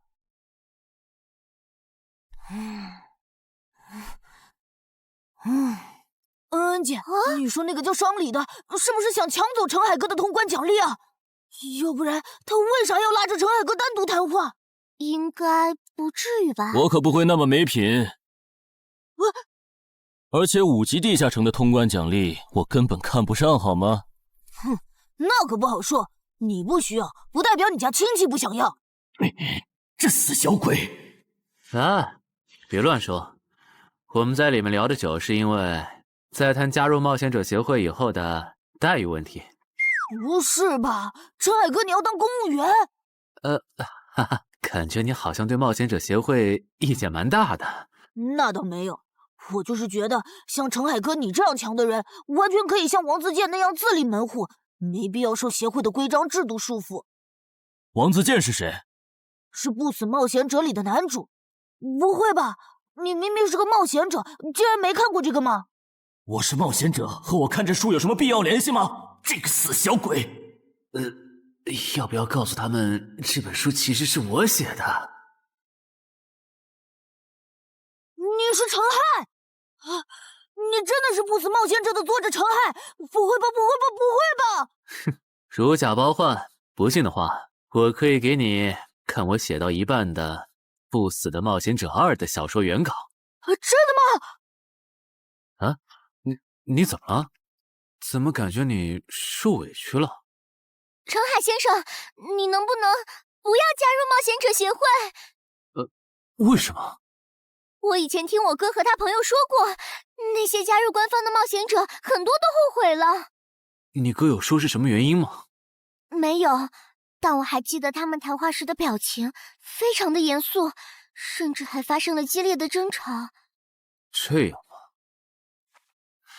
我会慎重考虑的，谢谢你为我考虑这么多。不，我才应该道谢。那个杀千刀的对我弟弟见死不救，你还把他放进来？商礼，你是不是成了云霄市的负责人以后飘了，忘了自己是怎么上位的了？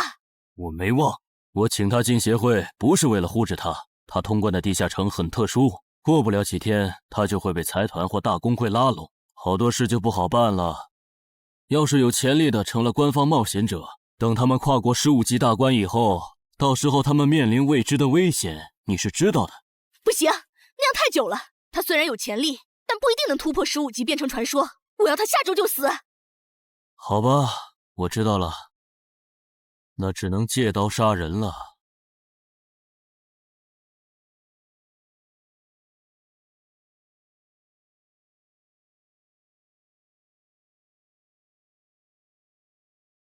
坟场？这个地下城的情报不是早就挖无可挖了吗？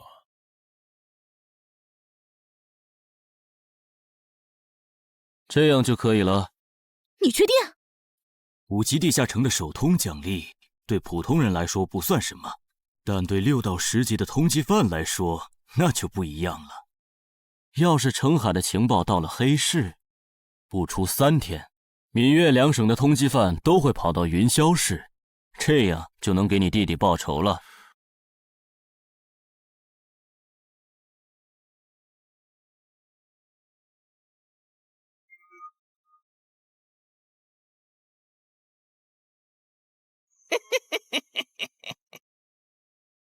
我的个人信息要3天后才能录入官方的冒险者系统吗？是的，我记得程先生你是东山人吧？要不我这边先给你安排一下暂住的酒店，这样你这几天就不用两边跑再折腾了。不用，刚好我要回东山办点事，那我3天后再来云霄。好的好的，那咱们3天后再联系。前提是3天后你还活着。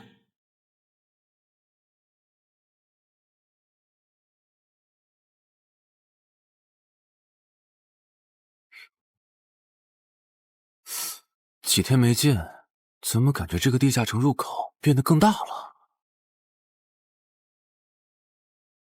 啊！准入等级6级，也就是说，这个地下城的等级现在介于6到10级之间了。我现在是5级，按照之前的升级速度，只需要再打1个到2个5级地下城，就能升到6级了。上次翻论坛的时候，我记得东山这边好像有一个5级的地下城正在招募人手，我看看还在不在。好耶，还在。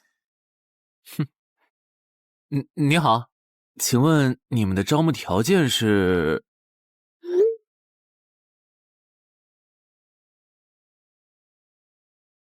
黑市金币？你问这个干嘛？我闲着没事翻论坛，发现论坛上的冒险者彼此之间做交易时使用的货币不是现金。冒险者之间做交易，除了用地下城入口和掉落物，就是用黑市金币当货币。黑市金币有什么特殊之处吗？为什么不能用现金交易？黑市金币是挑战10级以上地下城的主要收获。我以前问过安教练，他说这东西10级后有大用处，可具体咋用没跟我细说。原来如此。对了，等级没到10级的冒险者一般是从哪儿弄到黑市金币的？我也想搞一些。新手的话，你可以试试把不用的掉落物拿到鬼市去卖。你要卖吗？要的话，我晚上可以带你去东山的鬼市。要，谢谢徐哥。东山这边的鬼市只有每周一的凌晨2点到4点有。你别看这边人很多，实际上只有1/10是冒险者，甚至更少。这些摊贩也是卖的东西真真假假，很容易上当受骗。听起来有点像古玩市场。差不多吧。总而言之，东西先别急着卖，多转转，弄清楚物价后再卖东西。我这边还有点事，就不陪你继续逛了。好的。看不出他这人还怪好的。好了，到我来扫荡了。小哥，来看看这些，可都是宝贝啊！瞧一瞧，看一看喽！精品装备仅此一天，价高者得。小哥，来看看我的矿石啊！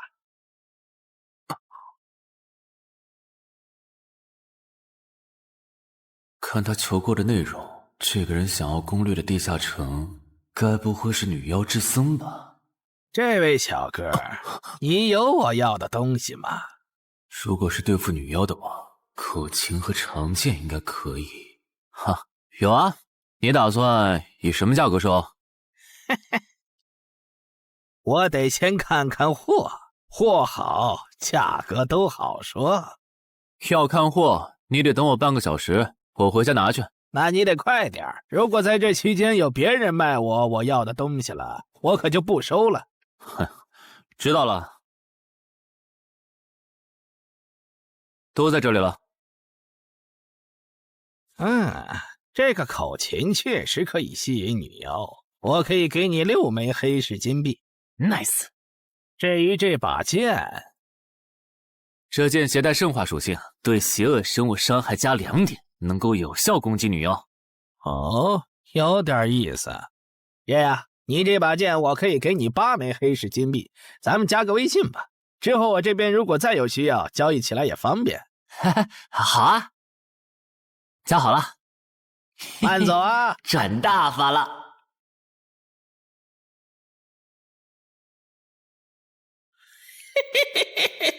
疏于防范了哟，坟场通关新人。唉，都过去1个多小时了，那个叫四海为家的怎么还没来？算了，不等了。各位新老朋友，大家好，我是5级哥布林地穴地下城的入口拥有者搬砖小 C。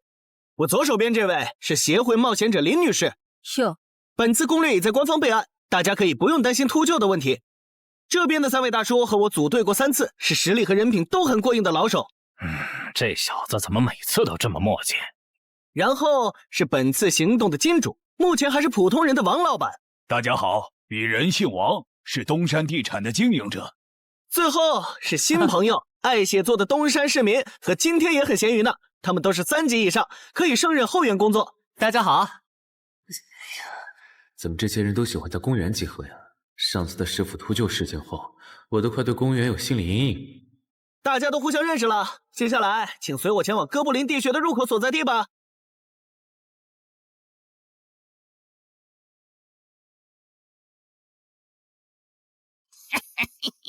我就知道他没用黑市金币购买装备，一定是用来换东山这边的低等级地下城的攻略门票啦。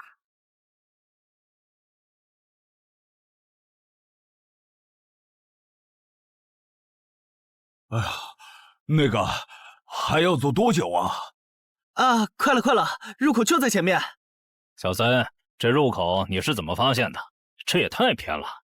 不是我发现的，是本地的一位驴友发现，然后卖给我的。真的假的？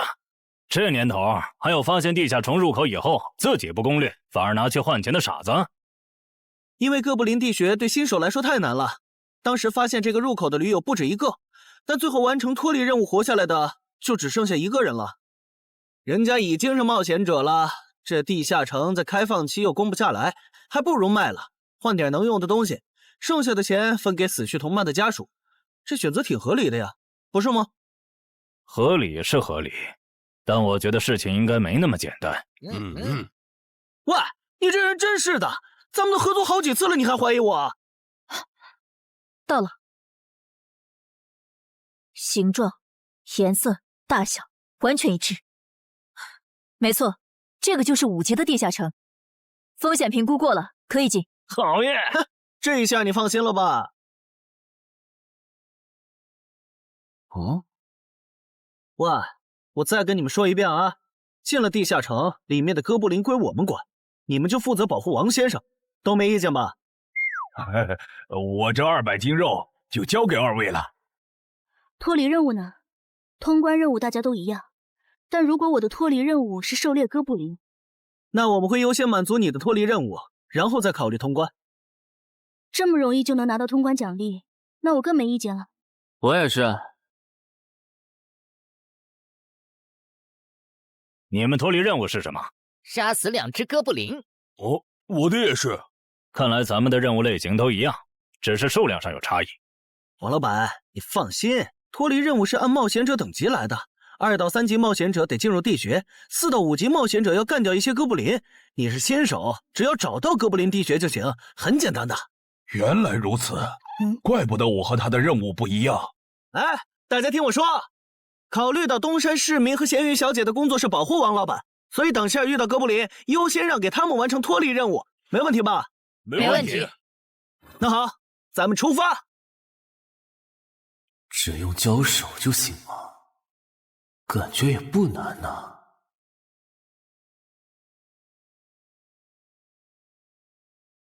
这个你不要吗？不要，你杀了吧。这就是5级地下城里的怪物吗？感觉也没多强啊。那是因为现在遇到的都是小怪，真正难搞的 BOSS 得深入地穴以后才能遇到。一般情况下，哥布林地穴的 BOSS 哥布林勇士得3、5个老手一起上才能干掉。哦，原来如此。那如果这个地穴里有2只甚至更多的哥布林勇士，咱们能对付得了吗？那肯定是对付不了的。不过一个哥布林部落只会诞生1只哥布林勇士，目前全球就1对冒险者遇过双胞胎哥布林勇士，这种小概率事件咱们肯定碰不上。那我就放心了。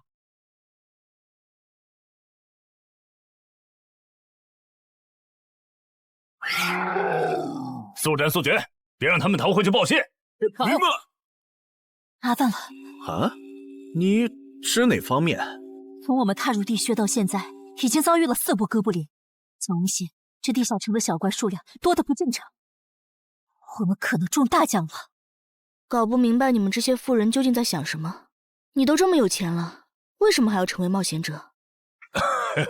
说来惭愧，鄙人成为冒险者主要是为了减肥。减肥？等等，减肥和成为冒险者有什么必然联系吗？这联系可大了。我特意托人问过，目前已知的职业里，有一种不需要锻炼，只要打坐消耗多余的体质，就可以不断变强的。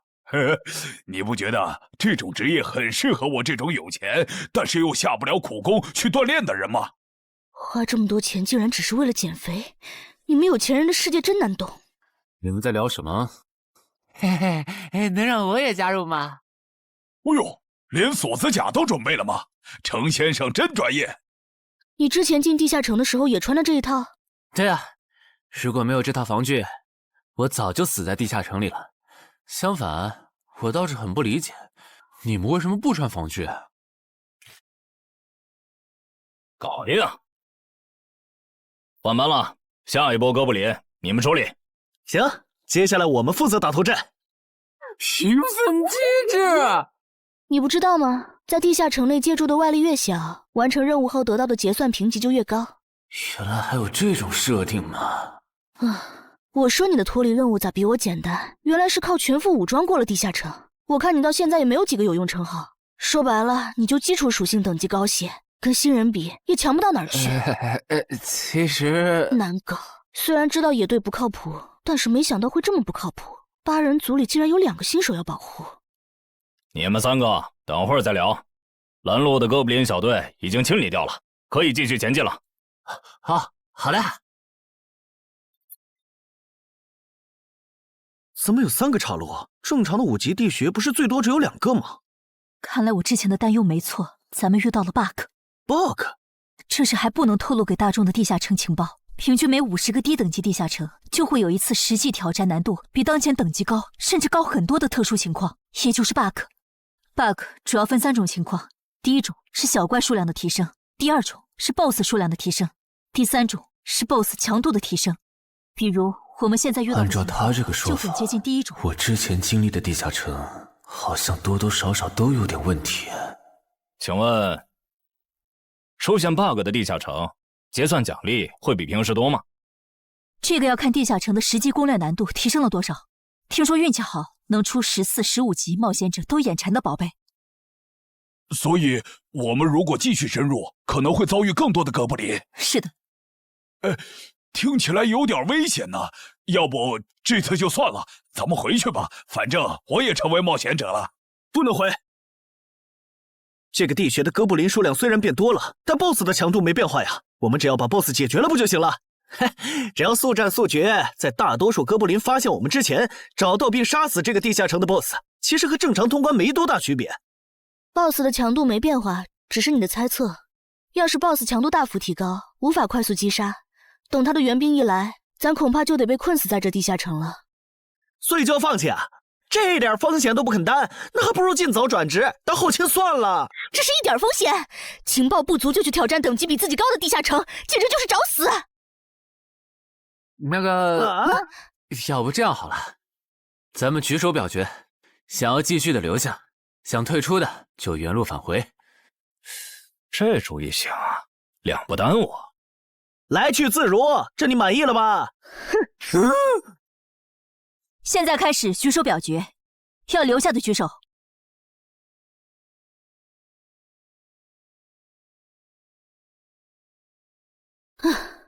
所以说野队就是野队，完全没有风控意识。不是，你有毛病吗？他们等级高，想拼一下我能理解，你实力还不如我呢，你凑什么热闹？但我还是想试试。既然大家已经做出选择了，那就在这里分道扬镳吧。王老板，你的通关费用我晚一点退给你啊。哎呀，不用，就当交个朋友了。走了。哎呀，你等等我！一定要走左边吗？我觉得右边更好啊。那就猜拳，谁赢了听谁的。要是平局怎么算？靠谱吗？这两人平局就走中间呗。我怎么感觉上贼船了？石头，剪刀，不，好耶，我赢了！哎呀，早知道出剪刀了呀，可恶！等下 BOSS 出来了，你不用上，你就负责清小怪，别让哥布林打扰我施法。没问题。那个，你为什么那么不看好他们呀？这个地下城真的有那么危险吗？你怎么知道我不看好他们的？啊，我毕竟是做生意的嘛，基本的察言观色还是会的，所以我选择退出主要是因为这个称号，它的效果是为佩戴者指出前方的危险。之前的地穴，我就靠它发现地穴深处有俩能要我命的家伙。我听了官方冒险者给的消息，我认为这个入门级地下城是少见的双 BOSS 地下城。一般单 BOSS 地下城要3到5个同等级冒险者才能打通，那双 BOSS 的话，咱们这点人肯定不行。你信不信？我要是跟他们把话说开了，明天情报商人那儿就会有我和我这称号的情报。为啥要我牺牲自己的利益去拦着他们作死？大家又不熟。再说了，作为临时队友，我在保证自己安全的情况下，都尽力劝他们了。不听那是他们的事。那你为什么肯和我说这些？你不用担心，我不会害你。你又不在冒险者这行混，没必要为点情报费招惹我这种有潜力的人。说出来也没啥。哦，这样啊。怎么了？不能再继续前进了，外面有更致命的危险。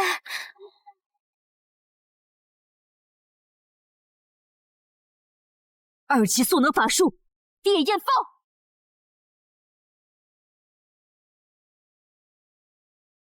原来林开战前套给我的元素护甲是干这个用的呀！不愧是官方冒险者，虽然同为5级，但他的称号、职业、技能和装备都已经毕业了，而且还是最难凑齐的一套法系职业。干得漂亮！换班，下一波哥布林你们来处理。好的。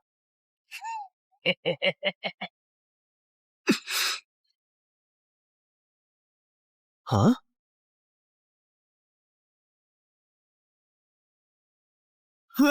你们看，那是不是 BOSS 啊？怎么感觉有点不太一样啊？应该不是吧？这么矮，和哥布林勇士完全不沾边啊！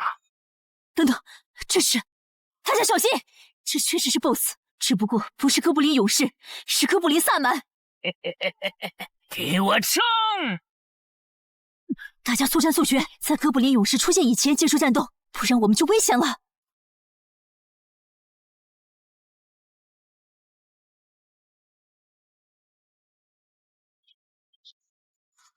开什么玩笑！哥布林怎么也开始讲战术了？这地下城到底发生了什么？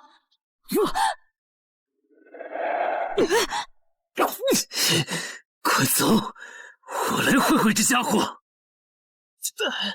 林那边好像遇到麻烦了，你们出个人去帮忙。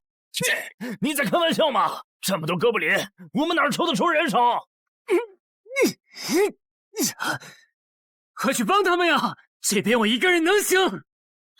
可是，走啊！你待在这儿，影响我发挥。我会尽快解决掉哥布林萨满，然后来帮你。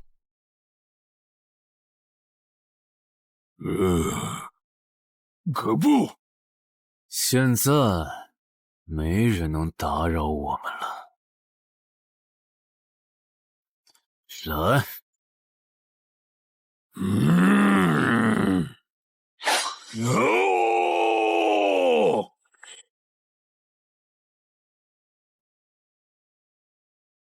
这个 BOSS 力量惊人，但太笨拙了。就算不用一步一杀，我应该也能躲过他的大部分攻击。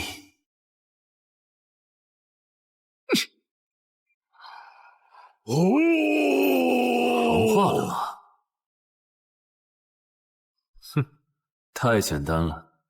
虽然你狂化后的速度和力量涨了，可出招没个计划，反而更容易躲了。所以，这就是5级地下城 BOSS 的强度吗？说实话，有点扫兴。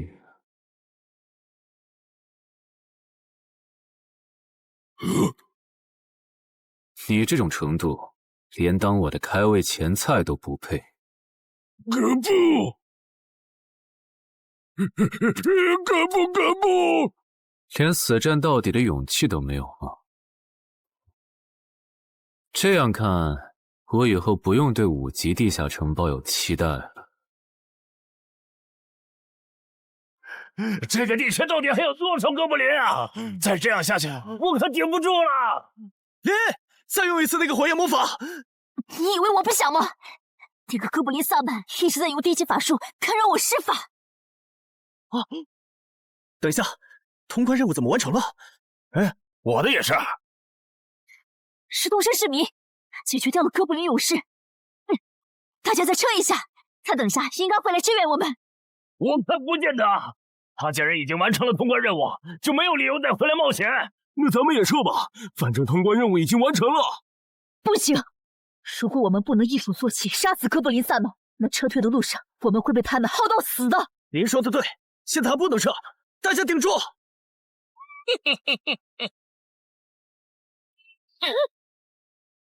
啊！是东山市民。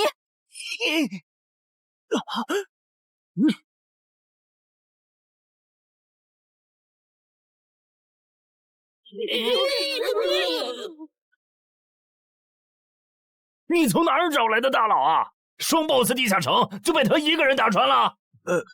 不是我找的。关于我的事情，麻烦大家帮忙保守秘密啊！明白。你这种有潜力的新人，容易被人盯上，等级没升上去前，确实不能太张扬。理解万岁。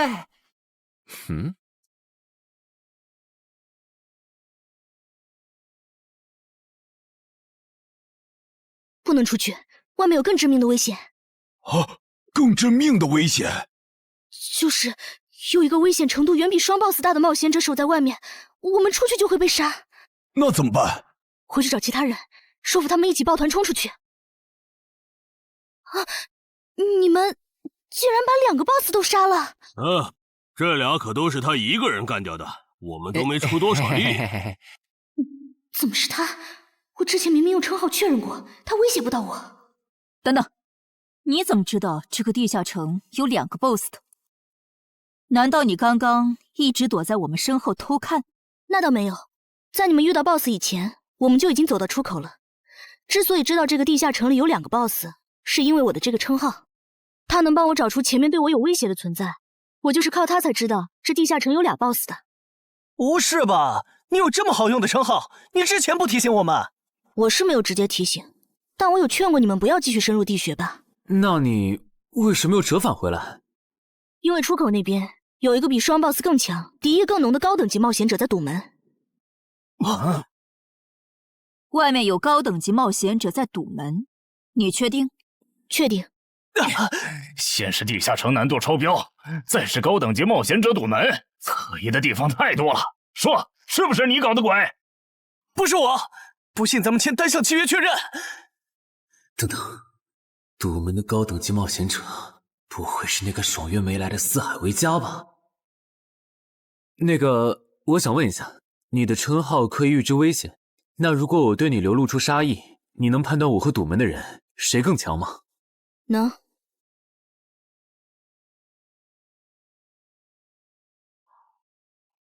现在，我和外面的那个高等级冒险者，谁强？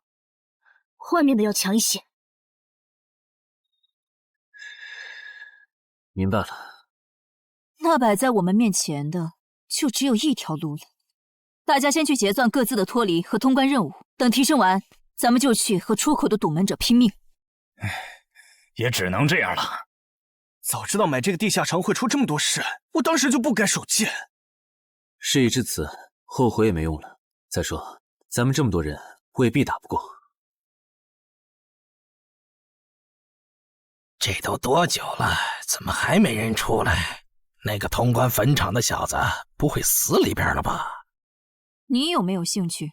不好意思啊，我想再王老板考虑一下。没想到第一次进入地下城，就让你遇到这种事，实在不好意思啊。结算出来了，这次没有掉落史诗级奇物，看来双 BOSS 的地下城难度也远不如坟场啊。感觉下一个地下城可以跳过6级，直接尝试7级了。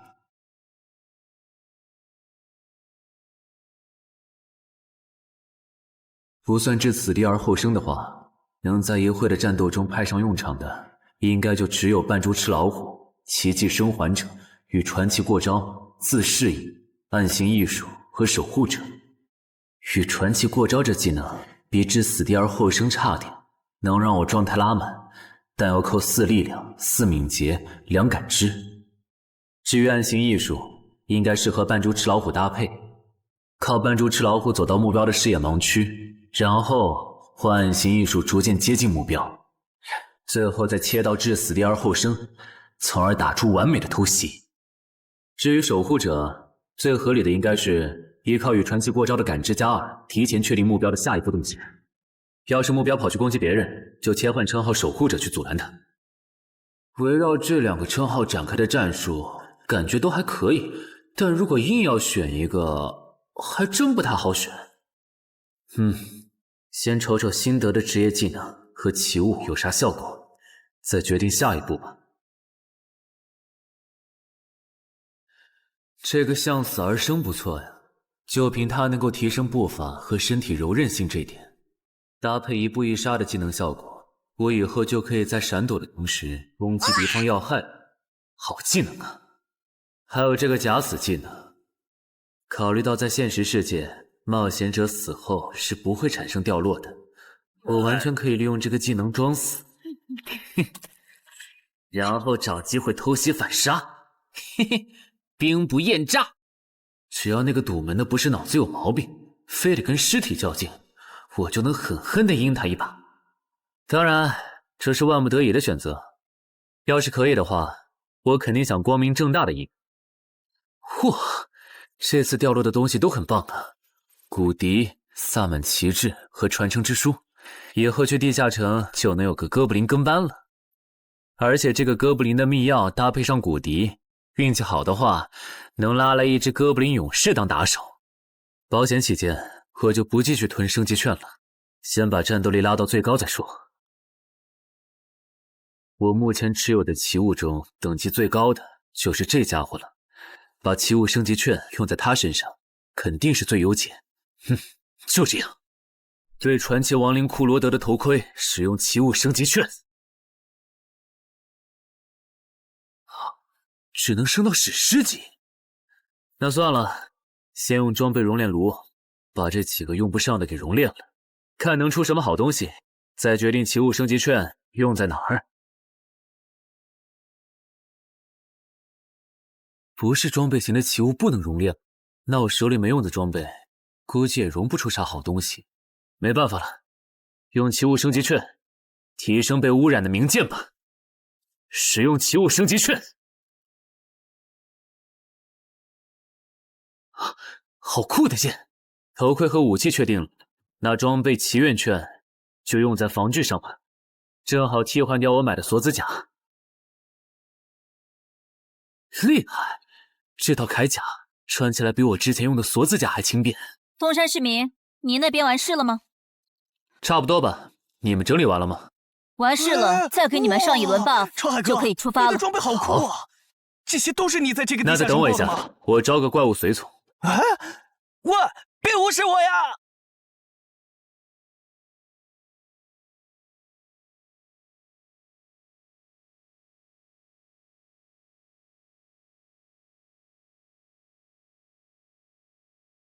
哥布林，你招个这样的怪物随从，没什么意义吧？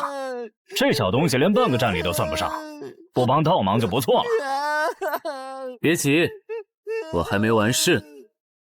接着，喝了它。这不，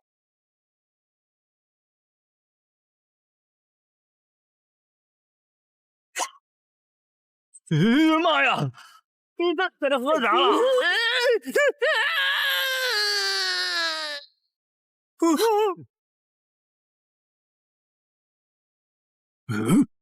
天哪，他变成 BOSS 了！那边有适合你的衣服和兵器，自己拿吧。你的随从不会失控吧？毕竟是 BOSS 级别的哥布林。不知道，不过你可以让他用称号看看这只哥布林对我们有没有敌意。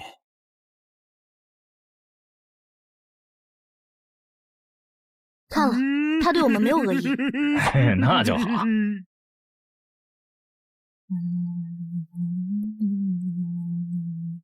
法师护甲，尤其属性强化，雄之坚韧。好厉害！体质竟然加强了2点。属性增益只有1个小时。法师护甲能给没穿护甲的地方加点防护，虽说比不上你身上这套的防护力，不过有总比没有强。我呢？好耶！你没事吧？没事，休息一会儿就好。嘿嘿，终于出来了！啊，怎么还混进去了一只哥布林勇士？说好的有人在出口堵门呢，这也没有啊。估计是藏起来了，你用称号看一下他在哪儿。好。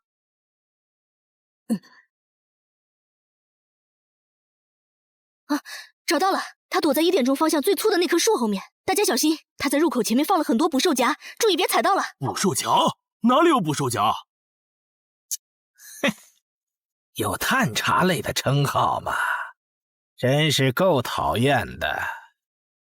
原来是他，这么一来就全明白了。女妖之森刚通关，他不去那儿的黑市买通关物资，却来东山碰运气，肯定有猫腻。知道我在东山的没几个人，团队领袖跟我签了保密协议，肯定不是他。那个戴眼镜的护士也不太可能，所以是商礼还是徐茂？这个人好像有点眼熟啊！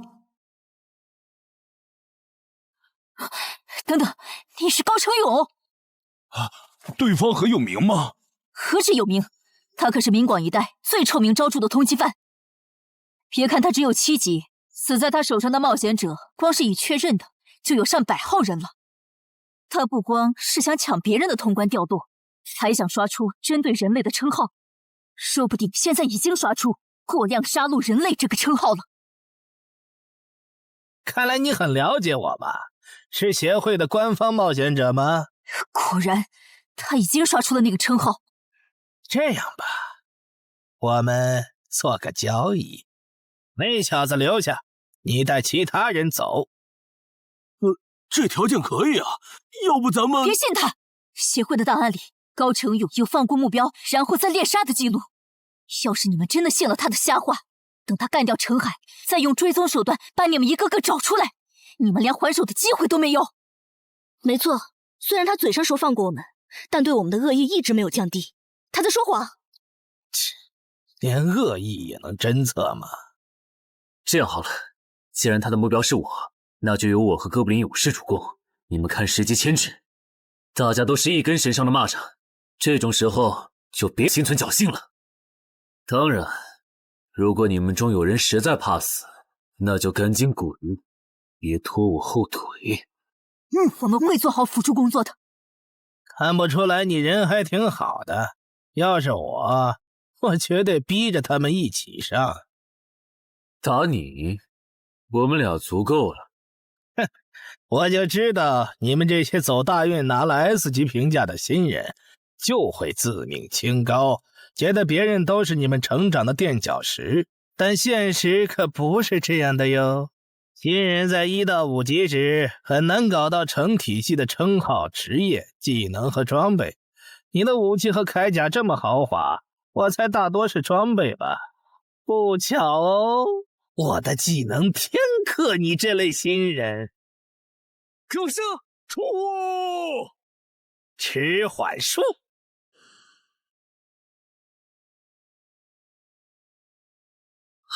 速度变慢了。这货，迟缓术可不只是速度变慢而已。遇到使用长镰这种冷门兵器的我，被上了迟缓术的我，也根本接不住你的招。你是这么想的吧？哼，很遗憾，如果你就只有这点东西的话，那很不幸的告诉你，今天你踢到铁板了。你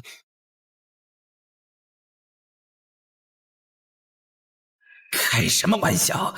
我百试百灵的组合技，竟然被他这么简单的破了吗？这真的是只经历了3个地下城的新人该有的水平吗？嘿，那个高成勇也没有你说的那么厉害啊！一上来就被陈海大佬没收武器了，感觉陈海大佬都用不上咱们了。不是高成勇不厉害，是陈海太强了。现在的他，恐怕和明省分部重点培养的那位超新星是一个水平。如果我说我认栽，那把长镰我也不要了，能放我一马吗？换位思考的话，你会吗？说的也是。消失了，那件披风的效果是隐身。唉，一想到超新星要死在我手里，我就感到惭愧呀。如果你没遇到我这样的新人杀手，大概会成为传说级冒险者吧。可惜，今天你就要死在这儿了，是你选择的死战。陈海，小心，那人没走，就在你周围。你这娘们儿！你在看哪儿呢？你不可能！你怎么知道我在这里的？因为我感知20，你的一举一动在我这儿都是明白。蛮感知吗？这个人你来上。好嘞。老天，真是不公平！我想问一下，3人冒险者如果要加入协会，录入个人信息大概要多久？工作日的话，半天。这么看来，就是云霄市协会泄露消息的。我申请加入东山的官方冒险者协会，不过我前天口头上答应要加入云霄市的，他们还没录入我的个人信息。现在换到东山，程序上合规吗？当然，我代表东山市冒险者协会欢迎你的加入。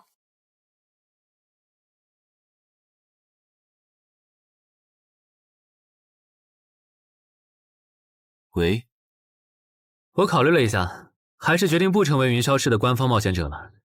为什么？你的个人信息明天就能录入进系统了，怎么又变卦了？哈，因为我刚刚除掉了一个 A 级通缉犯，叫高成勇。东山的冒险者协会知道后，邀请我成为本地的官方冒险者。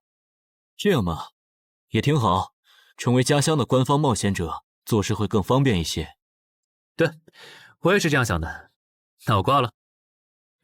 以后常联系。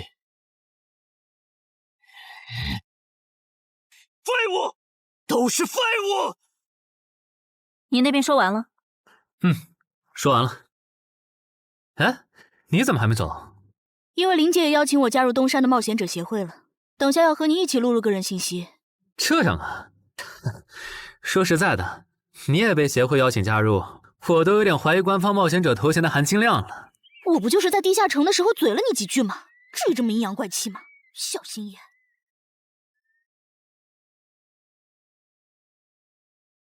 请关闭称号和职业技能，用你自己的力量对着他出拳。好。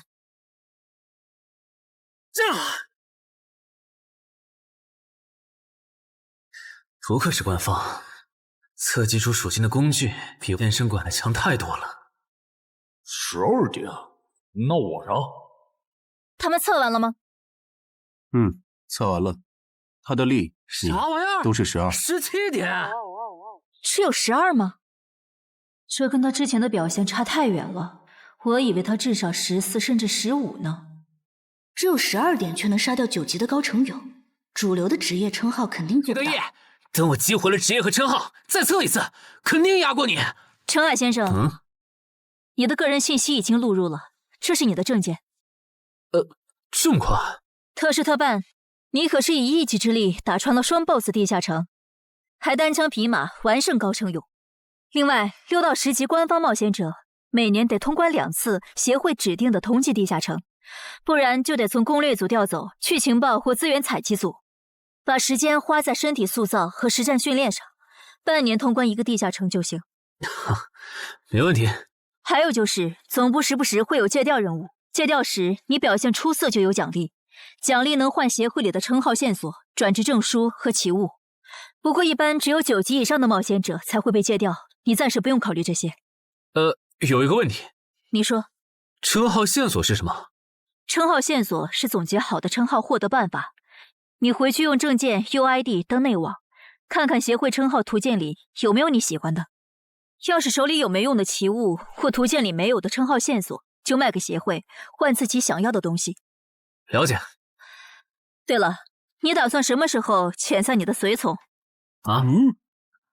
不能在这边养吗？我这只哥布林骨笛是随机召唤哥布林啊，送回去的话，下次召来的可能就不是这只了，那我不就亏了一瓶秘药吗？这你不用担心，除非你的哥布林勇士在那边的世界战死，或者你打算随机召唤别的哥布林。原来如此。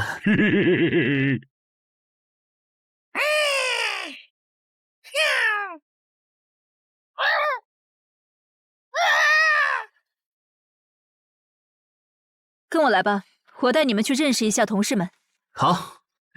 大佬好，我叫梁家坤，是东山这边的冒险者候补，目前的力、米分别是……喂，你别每次见到厉害点的冒险者都跟报菜名似的，把自己的力米数值甩出来啊，这样很得罪人的。有什么关系嘛？我的数值总不可能比澄海大佬的还高吧？不，你的就是比他高。你是东山这边的入口管理者？在东山专家级地下城没打通前，干不了入口管理者的活。好，所以入口管理者另有其人是吧？那他没来是因为在攻略东山这边的专家级地下城？那倒没有，他没来是因为在处理昨天突然涌入东山的通缉犯。据说好像是因为东山市出现了坟场的通关者，那些人都是奔着他来的。这样吗？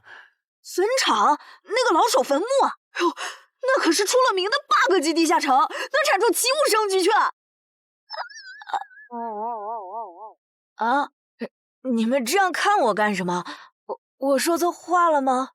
你还没意识到吗？意识到什么？那个，我就是坟场的通关者。什么？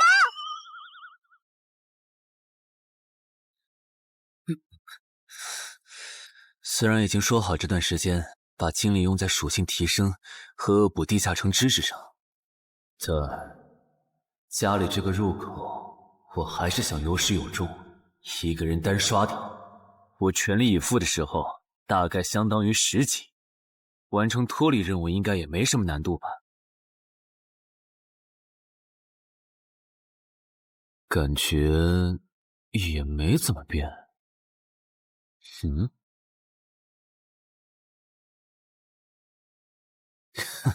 原来冒险者面板还能升级吗？那是不是等11到16级的时候，我的面板还会有变化？怎么感觉升到6级后的限制反而变多了？等升到11级，不会还来一些新的限制吧？就先这样，搞定。账号弄完了，让我看看这次的脱离任务是什么。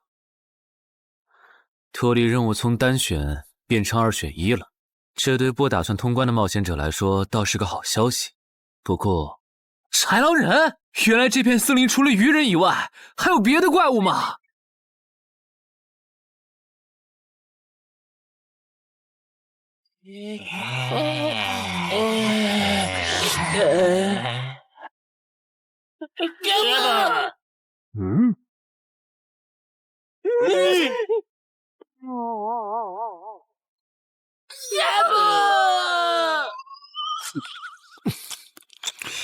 所以在你看来，那些豺狼人阴险狡诈，并且还特别喜欢欺负弱小是吗？没错没错，就是这样。这不就一群森林恶霸吗？嘿嘿，答对了，那这一次就不做和豺狼人有关的轮换任务了，先找到潮汐鱼人的孵化池，然后试试能不能通关。好了，我要问的问完了，你可以回去了。什么？我不要！你不想回去？是的。好吧，你留下来也行。好耶，好耶！让我先说好，这个地下城的挑战等级是7级，你悠着点。放心吧，我很强的。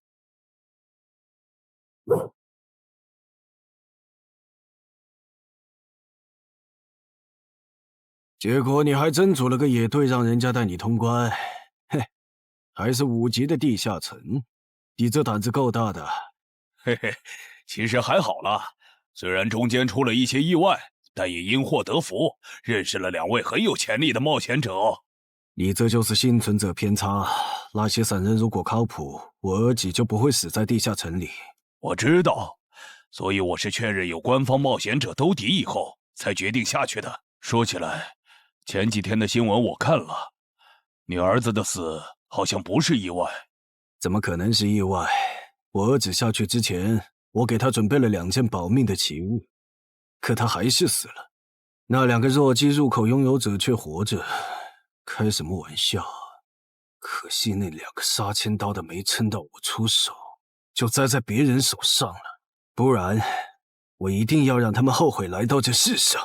那这人也算间接为你儿子报仇了，咱得报答他呀。他叫什么名字？叫陈海。我这次来东山，就是要当面感谢他。陈海？你认识？我组的临时野队里也有一个姓陈的，可能就是他。什么？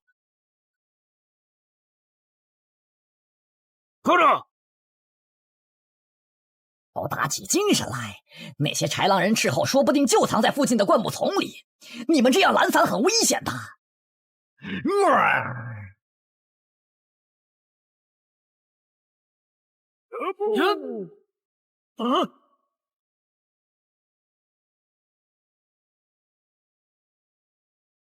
话说，你会说他们的语言吗？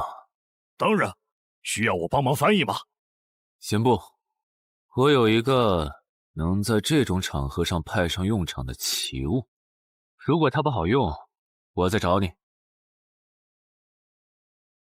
你们的孵化池在哪？告诉我，我可以留你们一。你以为我会出卖我的族群吗？绿皮傻大个的小跟班儿！你以为我会出卖我的族群吗？绿皮傻大个的小跟班儿！有种你们就杀了我！队长死了，咕噜。别得意，领军大人会为我们报仇的，咕噜。在湖底有一个水下洞穴，穿过洞穴会抵达一个天然的地下洞窟，我们的孵化池就在那里。你粪土，咕噜！这只留他一命，挂树上，之后咱们去找湖。你跑那么远干什么？人类果然都不是好东西。那个冒险者很强。不好，是白战的霍格。去通知游击队，把湖里的鱼人引出来，给这个冒险者创造破坏孵化池的机会。好的，霍格老大。至于你，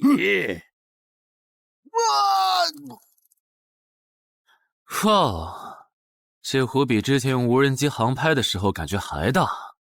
得先找到水下洞穴，然后游好久才能到孵化池。就这要求，能把99%的冒险者都给淘汰掉。不过好在我有海之炎能水下呼吸，虽然不会游泳，但头盔里有库罗德水下战斗的经验。老大，我不会游泳，我可不可以先回去啊？你不会游泳？行吧，那我先送你回去。哎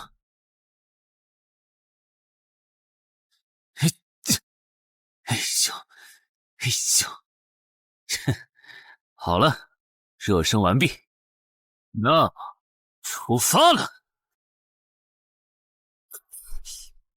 果然，依靠海之炎和库罗德的头盔，就算是我这种旱鸭子，在水里畅游，那还不是小菜一碟。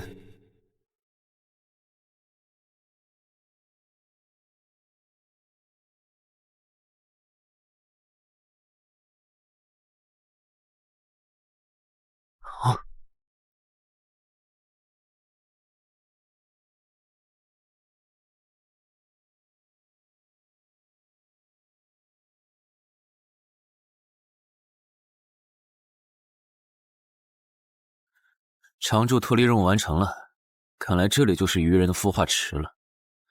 但是，怎么没看到守卫？算了，不管出于什么原因，现在是通关的最好机会，这一点不会错。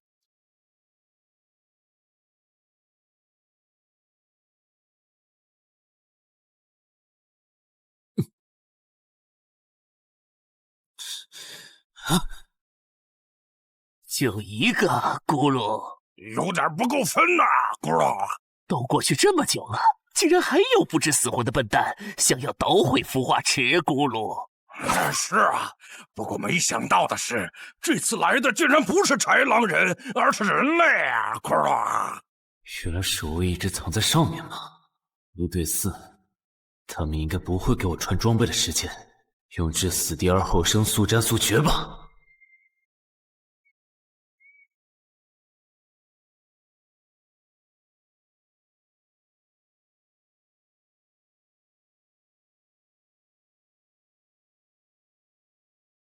有人类闯入孵化池！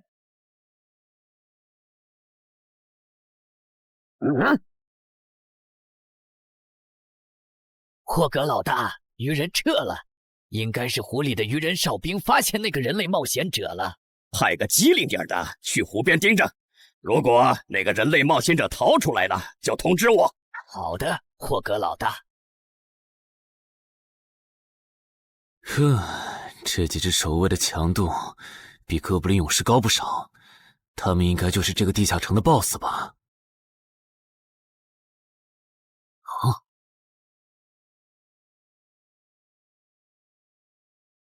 ！6到10级这个阶段的地下城 BOSS， 通常可以划分为团队增益型和个体高战型2类。前者实力一般，但可以为同种族个体提升综合实力。独狼面对这种类型的 BOSS， 几乎很难靠一己之力通关。每次上我的课，你不是翘课就是打哈欠，怎么？我的课有那么无聊吗？但你今天讲的内容之前不是讲过吗？你要是说点11级以后的常识，我说不定会认真听。你以为我喜欢讲这些？还不是因为你们这些莽夫！CJ 的超新星不自大，不单人去调高等级地下城，就不会被 BOSS 弄死。公司也不会把我临时叫过来给你们突击补课了。什么？顺朕死了？是啊，你这几天没上论坛吗？大家都吵翻天了，说他的死浪费了 CJ 对他的投资。这我还真不知道，到底怎么回事？你快和我说说。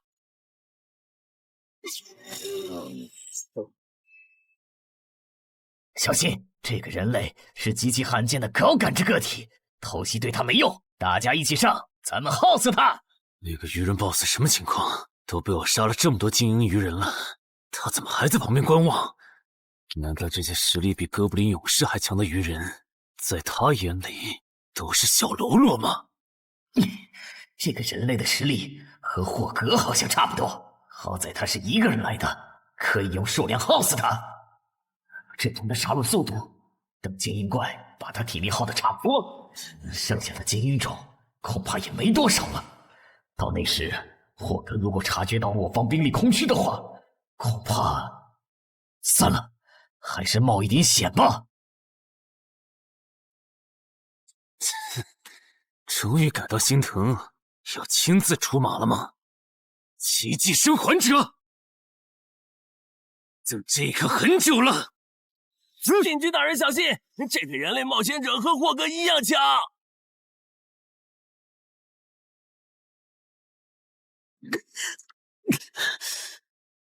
很好。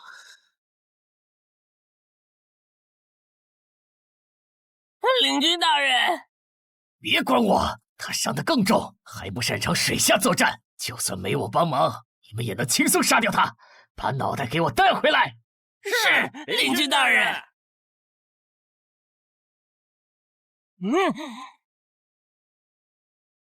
那个人类不是重伤了吗？他咋能这么快逃到这儿，还迅速干掉鱼人哨兵的？他是被人潜到身后，然后一招毙命的。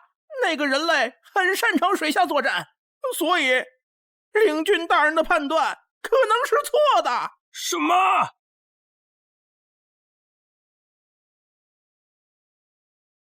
该死，总算活着逃出来了，多亏了这个奇迹生还者呀，不然我就得交代在这儿了。果然和我预想的一样，那个愚人 BOSS 沉不住气，要是他再稳点，我就会被耗死了。怪不得团长说，独狼到了更高级的地下城会越来越吃力。哼，一挑多肯定没胜算呢。看来我还是得找些厉害的队友了。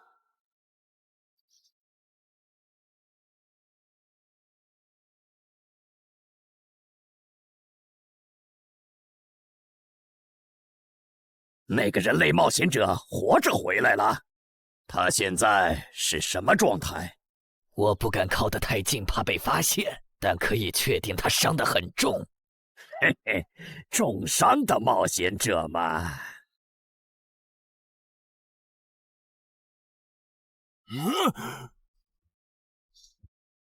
下次再找你们算账。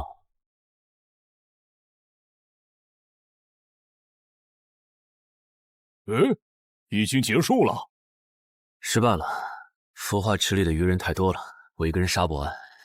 我刚才翻了下你们的传承之书，如果你的战斗累积到一定场次，会升阶为更高等级的百战哥布林。以后你就用这把剑斩杀和你实力差不多的地下城怪物。等你成为了百战哥布林，这剑对你没啥用的时候再还给我。那您用什么？哼，我用这个。啊，对了，你以后得练一下游泳了，后面我还要再打一次这个地下城，到时你得出力。好吧。这一定是豺狼人干的。激活技能，与死亡共舞。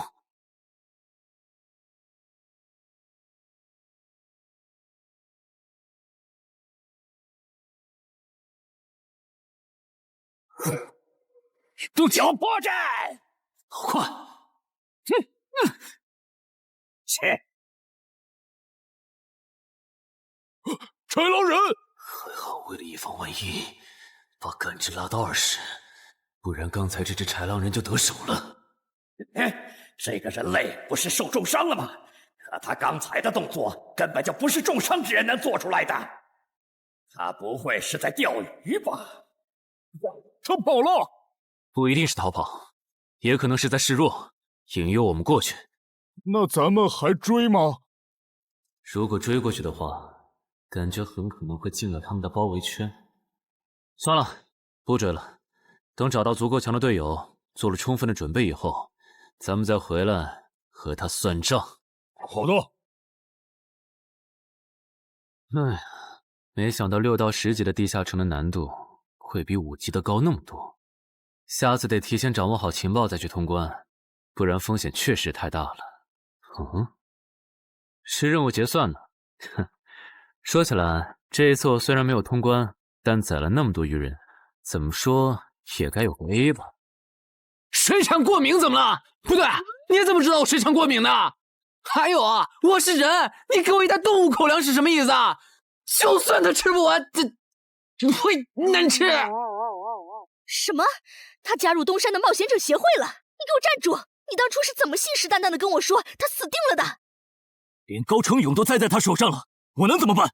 听你这意思，我弟弟的仇你是不打算管了呗？哈，也是，你已经靠我爷爷成了云霄市入口管理人，上了岸的你哪能冒着被革职的风险对隔壁市的超新星下黑手呀？我真是看错你了，早知道爷爷当初留下来的资源就该用在周德身上。你干什么？转手我爷爷留下来的遗物啊！我弟弟死了你不帮忙，那我就把你想要的遗物给能给我报仇的外人了。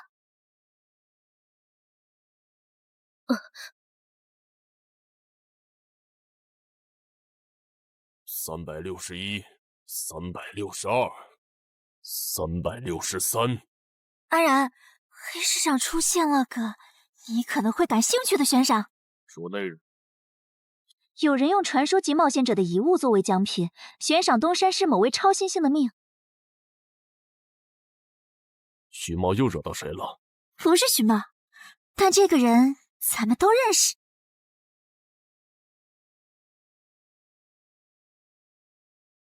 喂，陈海哥，你被人盯上了！我知道呀，这问题不是已经解决了吗？这次不一样，有人在网络黑市高价买你的命。哎呦，你别不当回事！发出这则悬赏的人出价很离谱。我哥说，如果不是你救过我，他说不定也要分一杯羹。具体怎么回事？你再详细说一下。就是我哥他们在网络黑市上看到。还真有你的悬赏。能查出来是谁发的吗？不用查，就从这则悬赏的报酬反推，发出者大概率是已故的传说级冒险者周建明的直系亲属。你怎么和他们结上仇的？他们为了你把遗物都掏出来了。不知道啊，我都没听过这个人。行吧，那我现在联系老大，让他说服对面撤掉这则悬赏。如果是误会的话，看能不能让老大组个局帮你澄清一下。好的，那拜托了。对了，这几天你就待在协会吧。传说级冒险者的遗物一定会吸引很多人铤而走险。被人捷足先登了？不对，这里似乎没发生战斗。看来那个叫程海的，当时应该在攻略自己家里的地下城。真不知道他是幸运还是不幸。虽然因为家里的地下城躲过了第一波袭击，但被堵在地下城里的话，他连逃都没地方逃。除了我和目标以外，这个地下城还有4个人，不知道是敌是友。你卑鄙！哪有你们人类有病？我不就派了个斥候守在出口吗？至于让你们杀过来吗？搞得我现在受伤不说，手底下的兵也被消耗的差不多了。如果昨天那个冒险者又回来了，不行，留得青山在，不愁没柴烧。这点不能待了，得赶紧走。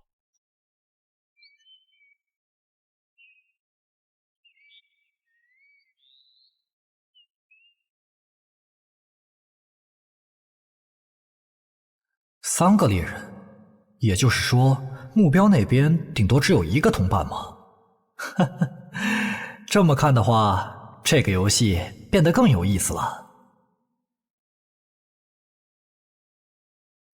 安教练，你找我？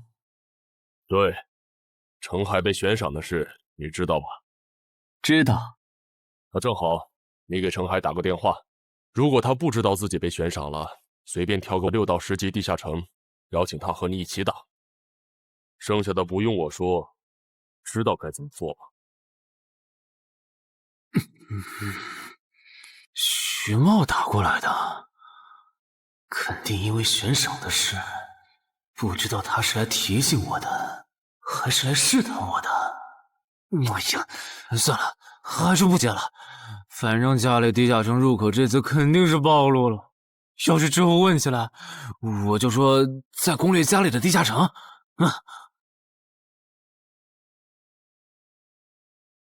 咱们来晚了，那个叫程海的应该是被前面的人逼进这个地下城里了。我们还进去吗？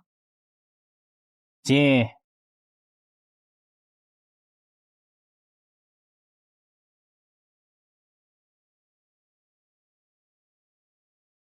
又进来2个人。等等，这个轮换脱离任务怎么变得无法完成了？难道说这个地下城的经营豺狼人已经被杀到不足5匹了？你好，那边的人让我问你，要不要一起开个会？那边的狂战士好像有事要跟咱们商量。也就是说，你和你的同伴是最先进入这个地下城的，程海不在这里。对。那我不明白了，你们没堵到人，为什么不离开，反而在这儿扎堆守着湖呢？因为我同伴的主职业是海兽祭司，他因为职业特性的原因，发现这个地下城刚刚诞生了一只英雄级鱼人，他想趁着对方还未成长起来，和他签订主仆契约。那你们呢？你们为什么不去做轮换脱离任务？因为我们进入地下城用无人机找程海的时候，只发现了守在湖边的他。等我们赶过来以后，他既不承认程海在湖里，又不肯交代他守在湖边不走的理由，那我们能怎么办？只能陪他在湖边耗喽。这不能怪我呀，我总不能说我的同伴下水了，但我不会游泳，只能在岸上等他吧。你这家伙！啊，我怎么了？先等一下，你们的事情我大概了解了，但这应该没有商量的必要吧？有必要。刚刚同伴死了。啊？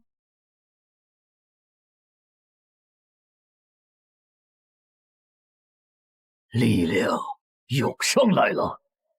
这样的食物外面有很多吗？除了偶尔出现的人类冒险者，附近的森林里还有一批豺狼人。很好，把他们带过来。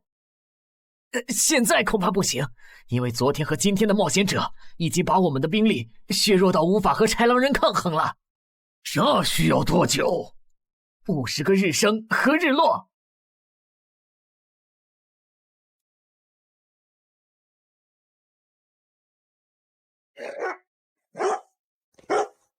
没想到独狼闪怒竟然死在了这个地下城。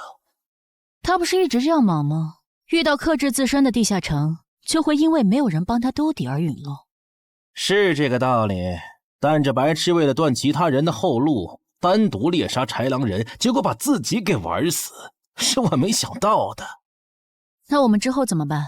鱼人的孵化池大概率在水中，我们的职业和奇物都不适合在水下作战。完不成脱离任务的话，我们会被困在这个地下城的。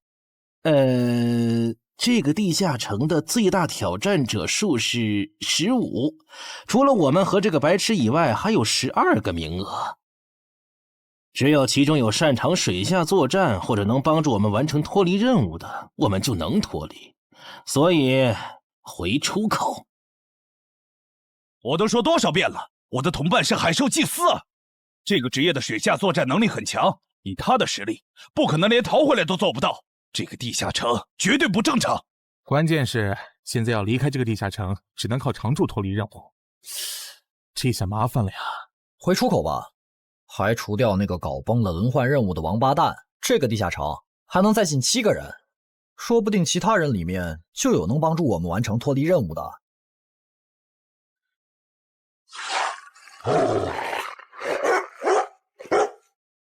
刺杀者王二，他不是去月省了吗？怎么会出现在这里？你们得手了？没，目标可能根本就没进来，咱们被耍了。可以啊，海哥，我还是第一次听说有6级冒险者的悬赏金能和史诗级器物挂钩的。这又不是什么值得骄傲的事，而且不管从哪个角度看，官方冒险者被公开悬赏这件事都太奇怪了吧？你这么一说倒确实是，虽然冒险者适用的法律和普通人不太一样，但官方冒险者被公开悬赏这种事，我也是第一次见。因为悬赏发起人很特殊，她是已故传说级冒险者周建明的孙女，而周建明就死在天门入口翻船事件中。好痛啊！上吧！所以，战死在天门的周建明的后人才会继承遗物，拥有诸多特权。对，又因为周建明的孙子死在了坟场，而你又救出了2个本不可能活着的一般市民，堵死了他弟弟的生路，所以周建明的孙女才会迁怒于你，想要你死的。照你这说法，我们的矛盾岂不是化解不开了？那倒不至于，老大已经约了米省负责人，也就是周建明的旧友，还有发布者，一起谈这件事情了。快的话，下午就能谈出个结果了。我们没来晚吧？没，刚刚好。嘿嘿，那就好。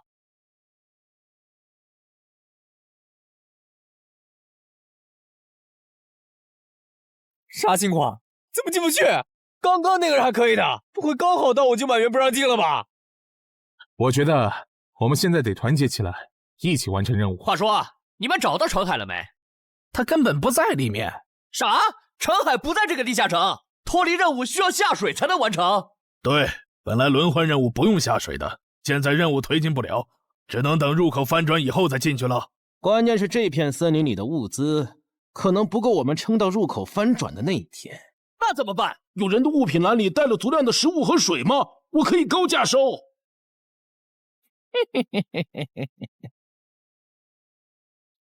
本来也没抱多少希望，不过没想到连刺杀者王二那样的高手都被困在这个地下城里。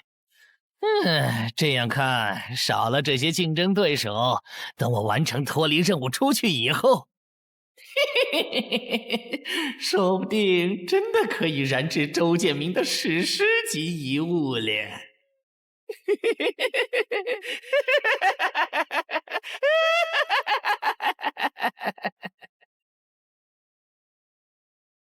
什么？有远方的鱼人部落派使者来拜访我们？是的，对方自称是寇涛鱼人的大祭司。大祭司？吞噬者大人，要和他见一面吗？见，不过以防万一，把放出去的鱼人都叫回来吧。寇涛鱼人吗？呵呵，我还真挺想知道他是怎么找到我这里的。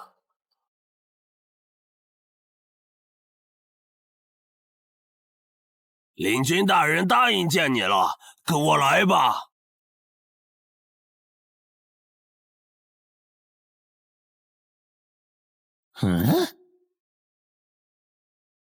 这就完成脱离任务了，真是得来全不费工夫。你在看什么？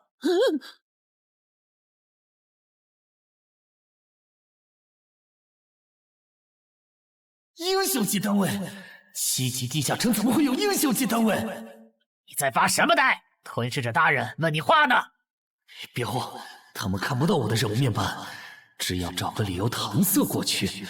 理由，有了！本祭司拜访过很多鱼人部落，但像你们这样能把孵化池放在地表生物完全无法到达的部落，我还是第一次见，一时有些惊讶。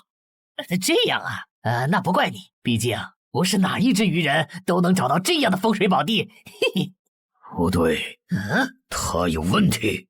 天赋不会说谎，打他出现在我视野里的那一刻开始，我的天赋就一直在提醒我，吃掉他，我还能再升一级。我的天赋是不会对同种族的鱼人同胞生效的，他根本就不是鱼人。如果不是那个叫程海的圣母心泛滥，我弟弟才是最有可能完成脱离的人。官方冒险者应急预案操作手册第4条，被卷入生存类地下城翻转拉人事件，需优先帮助弱势群体完成脱离任务。程海的操作完全合规，不是他的问题。但他那个时候还不是官方冒险者。周畅，你先别说话，我就问一个问题。您说，如果一切顺利，你觉得程海能成长到哪个程度？优秀的中间，独当一面的地区负责人，还是传说？以散人冒险者开局，1个月到6级，还单杀了新兴猎手高成勇。不管从哪个角度看，程海都比同期的我要强。再结合他在坟场的表现，我觉得他至少都能胜任地区负责人，甚至有望冲击传说。好，那这事儿就这么算了。我这边稍后会督促华东委托集市的负责人下掉那则悬赏。黄伯伯，差不多得了。我之前看在建明哥的面子上，一直纵容你和你弟弟，但再怎么照顾也是有限度的。我们这一边的传说种子，可不能因为你的一己私怨而夭折。程凯哥，好消息！你的悬赏被撤掉了。好呀！程海的悬赏没了，这才24小时不到吧？谁这么效率？看来只是悬赏被撤回，不是有人有事。他刚微信回我了。所以是郑仁君出面死保了吗？没想到他这么看好这个新人。黄伯伯，那则悬赏是您点头了以后我才发的，为什么那个郑仁君说几句您就改口了？他郑仁君的面子有那么大吗？如果只有东山方面的施压，我其实还能帮你扛几天。但现在是除了协会内部，还有别的方向的压力也给到了我这里。那个叫陈海的人脉比你想的要广。别打了，我知道的我都说了，给我个痛快吧。大人，已经审完了。哦，森林里有12名冒险者，实力和豺狼首领差不多，他们不擅长水下作战，不用担心会打过来。现在被困在森林里，无法撤离，森林里食物少，撑不到50天，有点意思。这位就是东山市的入口管理者邓仁君，你的事就是他出面说和的。谢谢郑哥。客气。虽然华东委托集市已经撤掉了针对你的悬赏，但保险起见，未来2个月你还是别出这栋楼了。外面指不定会有高等级通缉犯冒险来杀你，然后找悬赏发布者领赏。有道理，那我不出去了。等一下，那悬赏陈海哥的人呢？这种坏规矩的事儿，他难道就没有处罚吗？发布者毕竟是周建明的孙女，官方不太好处罚她。不过对她丈夫伤礼的处罚，过段时间会下来。她应该当不了云霄市的入口管理者了。周建明遗物的保管权现在归民省负责人黄选了。虽说所有者还是周畅，但以后交易赠与都得在黄选监督下进行，这样他就没法再给你使坏了。对了，我家有一个7级的地下城入口，距离反转还有50天。既然未来2个月我都要住在这里，那我用不上了，我选择上交。什么？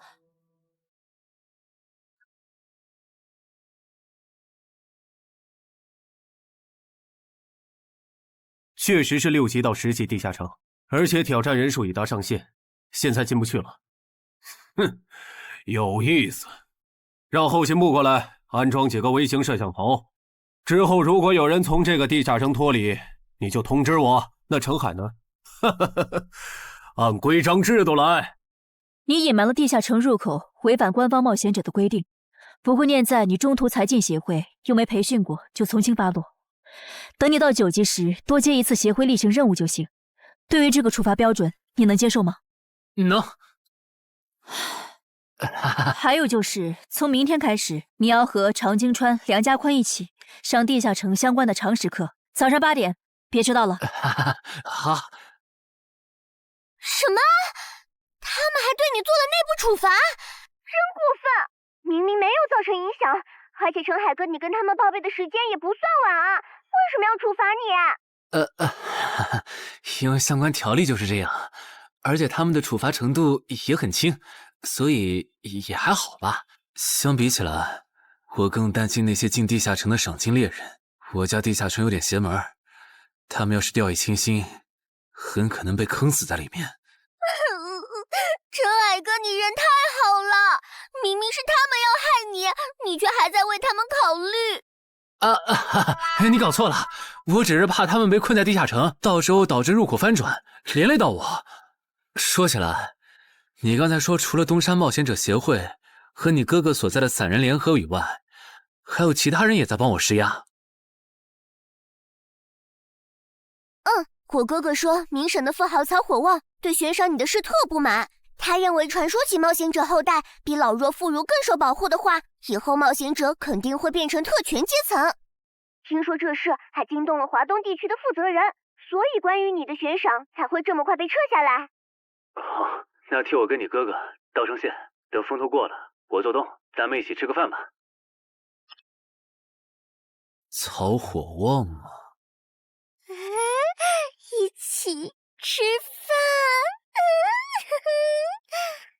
饭。啊，小妹真是的，为了个不知道从哪儿冒出来的野小子，竟然让大哥你用掉了这些年积攒下来的人情。人家毕竟救了咱们妹妹，我这个做大哥的不能就这么看着。怎么又有电话？喂，我是曹火旺。你可能不认得我。没，我听朋友说了，是您出面施压，我的悬赏才会这么快被撤销的。你已经知道了，那我就开门见山了。您说，我儿子死在了女妖之身，我调查到那个所有者后来被你杀死了，这样看你算是帮我儿子报了仇，所以咱们现在谁也不欠谁的，账清了。我今天给你电话是有别的事，我想以一介商人的身份和你谈一笔生意。简单点说，我和朋友都觉得你有前途，打算重点投资你。你以后要是成了地区负责人，选辖区时可以适当听取我们的建议。如果你觉得可以谈，咱们线下细聊。我是基础属性与称号常识课的客座讲师朱伟，很高兴认识大家。开始前，我想问大家一个问题：你们觉得对于新人冒险者来说，力、敏、体、智、感、魅这6种属性哪个最重要？这还用问？肯定是力量，毕竟脱离和通关任务大多需要击杀指定怪物才能完成。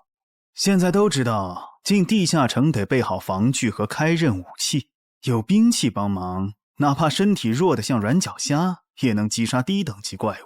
对新人来说，力量够就成，多了那也是白搭。反倒是敏捷更能提高冒险者的生存率。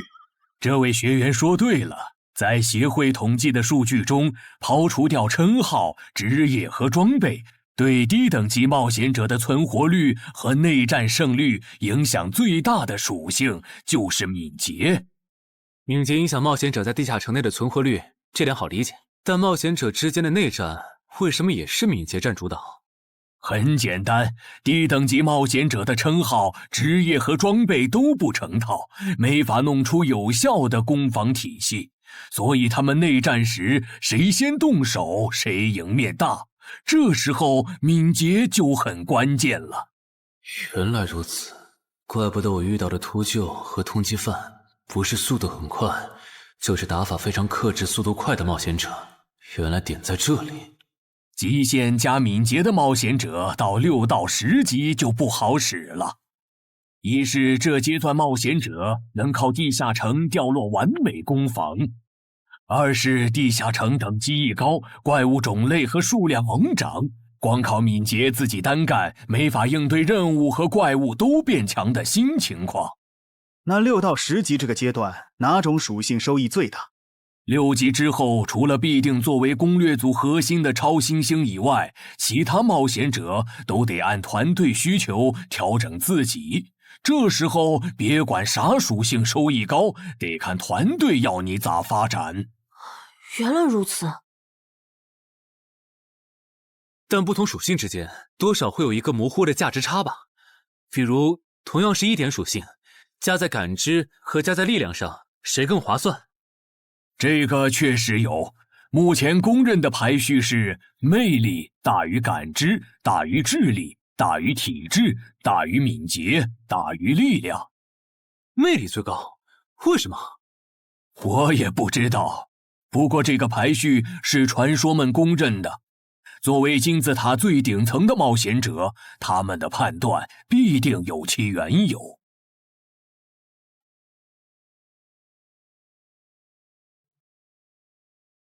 这英勇骑士转职成功，加1点魅力，还是隐藏职业。可我主职业就是近战，副职业再选同类，会不会最后效果1+1小于2啊？想什么呢？没什么。不想说就算了。对了，林姐让我问你，下午的冰击课你来吗？啊？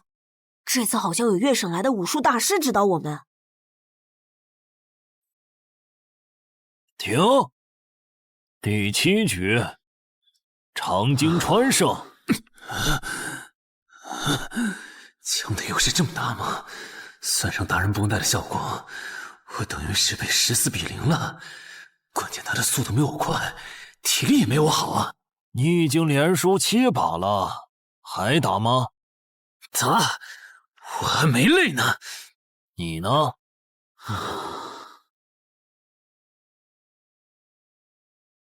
打。好，休息3分钟，然后继续。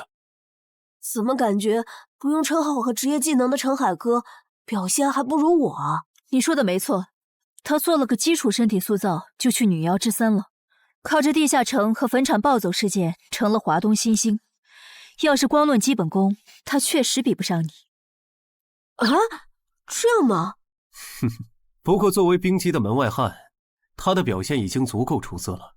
哼哼，他现在已经能一步步跟上长京川的节奏，我估计5局之后，他应该就会开始赢了。停，第8局，长京川胜。开什么玩笑？这才10局不到，他就变得比梁家坤强了。他的智力到底有多高？感觉不是打法的问题，如果我的爆发力再强一点，刚才那一局说不定能赢。陈海，啊，下一局你用称号和职业技能吧。你确定？哼，确定。我想更直观的感受我和超新星的差距。长京川亮称号了。什么？他们好像要来真的。行吧，老爷爷，您往旁边站一点，我怕待会儿打起来会碰到您。不用顾及我。好吧，那我尽量快点结束。置死地而后生，看起来好像是增加爆发力的称号。我准备好了，你先攻吗？不用。好。来吧，让我领教一下超新星的含金量。那你不要眨眼哦，现在的我可比之前快多了。好快，我出手更快。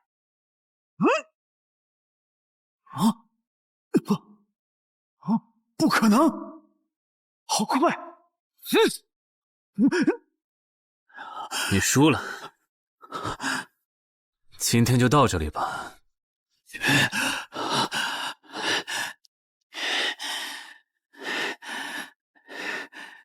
哇，我完事了，换班换班。我和他的差距原来这么大吗？其实你枪练得不错，出手的那一下，就算是我年轻那会儿，也不见得能躲掉。别灰心，你只是运气不好。遇到了能阅读你下一步动向的特例。阅读下一步？展开来说就是，人在出招时破绽最大，能抓住这个瞬间的人，轻松就能无招胜有招。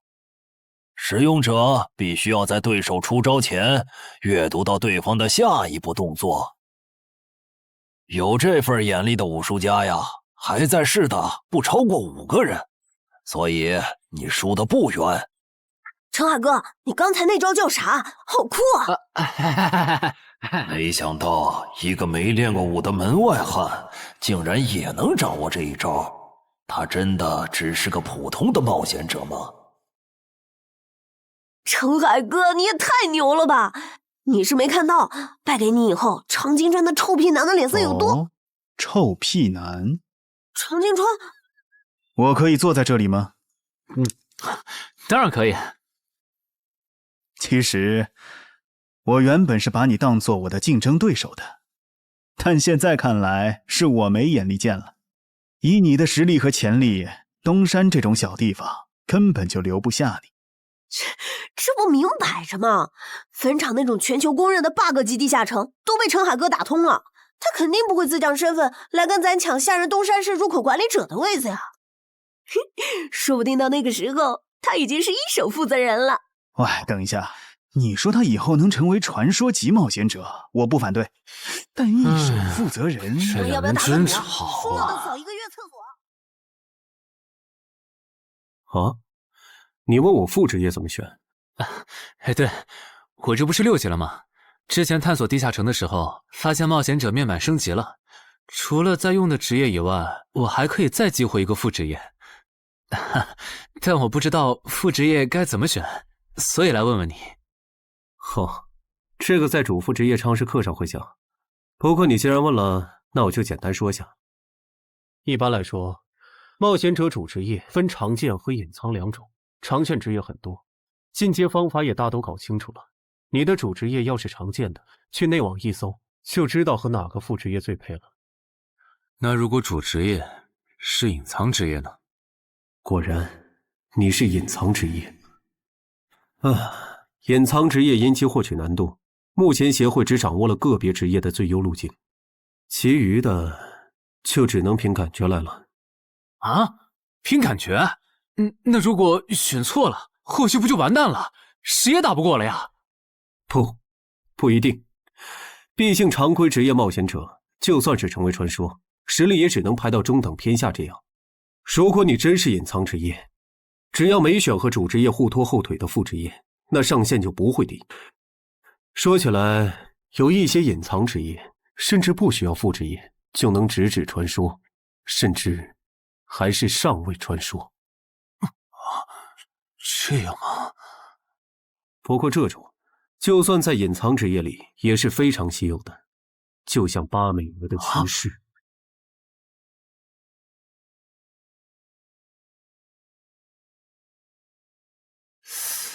内网竟然没有死亡行者的相关资料，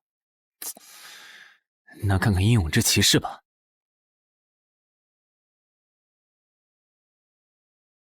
没想到我手通坟场得到的转职道具，竟然在全球冒险者圈子里被无数人追逐。看他们的评论，这个转职徽章除了挑战难度高的离谱以外，没有别的缺点，而且挑战次数也没有限制。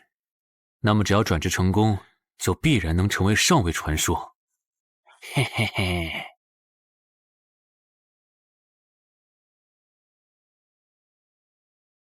使用英勇之骑士试炼徽章。哼，那么出发吧。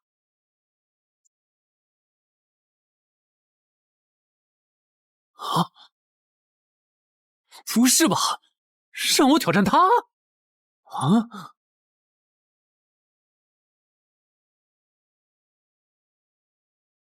直接开始了这个任务描述啥意思呀？是要撑过10分钟吗？还是用10分钟得到他的承认？啊！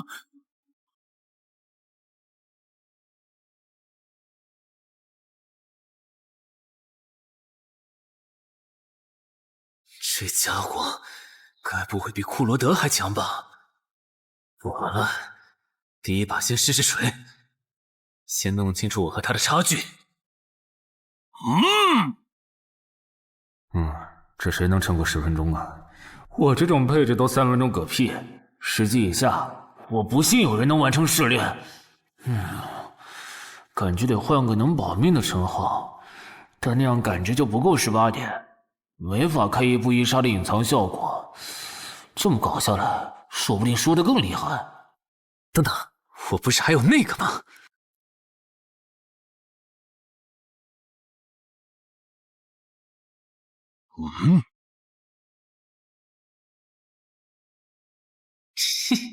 讨厌，这个傻大个的弱点是感知，他看不到穿了隐身衣的我。啊？那是什么？丢！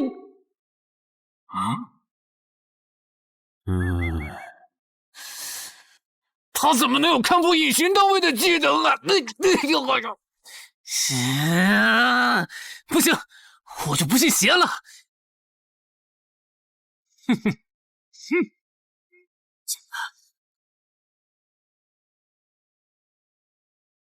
混蛋！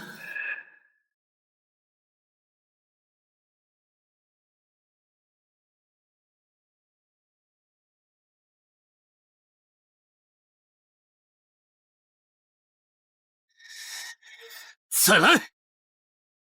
啊！那些冒险者还在我家？对，虽说不知道发生了啥，可要是时限到了，这些冒险者还不出来，那咱就得掌握更多这地下城的情报，这样以后入口翻转的时候才能处理好。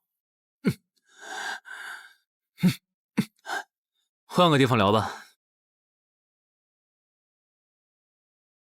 还是没找到乔敏吗？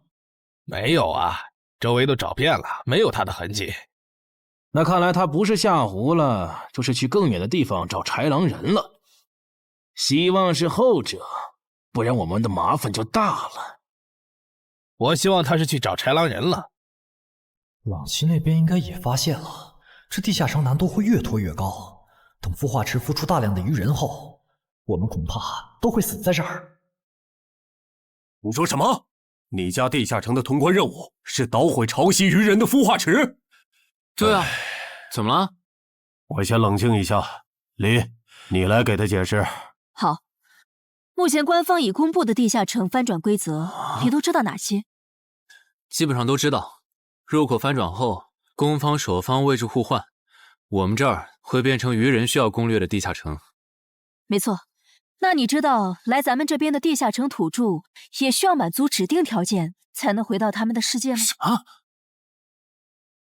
等等，你的意思是那些土著也会有脱离和通关任务？是的，而且绝大多数情况下，两边的脱离和通关任务会很接近。比如捣毁潮汐鱼人的孵化池，换算到咱们这边，恐怕是破坏人类的重要设施。嗨，你再听嘛，这下摊上大事了。他已经吓傻了。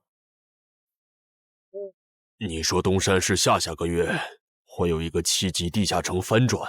对，地下城的土著是鱼人和豺狼人，类型是探索，通关任务是捣毁鱼人的孵化池。所以他们想要征调咱们的徐茂。是的，报酬是官方掌握的同等级地下城的随队通关名额。等等，郑哥不是14级的冒险者吗？处理一个7级的地下城不是很简单吗？因为你家的入口翻转后，我就没法随意出手了。啊？你不知道正常，这涉及到未公开的地下城翻转规则。当入口翻转后，我们的世界就会变成鱼人眼中的地下城。因为入口翻转前后规模不变的铁律，所以在有鱼人完成脱离任务之前，等级高的正人军不能动手。原来如此，怪不得坟场明明只是5级地下城，但却存在传奇个体。怪不得小鬼头脱离后，坟场就立刻进入到第2阶段，这样就解释得通了。这个规则不是强制性的，我不能出手，主要还是因为有人曾经尝试过这样做，结果导致入口等级提升，对面的高等级个体也能来到我们的世界。简单说，用同等级处理同等级翻转问题，是各国冒险者协会试过好多回后得出的最优方案。那军队呢？郑哥这样的不方便出手我理解，但军队和热武器明显更靠谱吧？用军队和热武器对付入口翻转，攻略地下城确实最效率，但过去10年来，所有这么做的国家，最后都后悔了。啊？后悔了？为什么？因为那意味着 bug 要出现了。军队和热武器要是掺和进来，地下城的实际挑战难度就会远超它本来的等级。如果军方很快镇压了翻转的地下城，那后面入口的挑战难度会接着涨，一直涨到跟这片区域守方的战斗力正好对上为止。再说了，从11级地下城开始，枪就不咋管用了。再往上，16到20级的地下城，里面有些怪物甚至得用核弹才能干掉。总结一下，军队插手，问题只是被推迟了，并没有真的解决。等到问题彻底爆发的那一刻，我们得直面那些能跟最厉害热武器硬刚的怪物。现在你明白了吧？不是我们不能用军队来解决地下城翻转问题，而是那代价对于人口众多的我国来说，有些过于沉重了。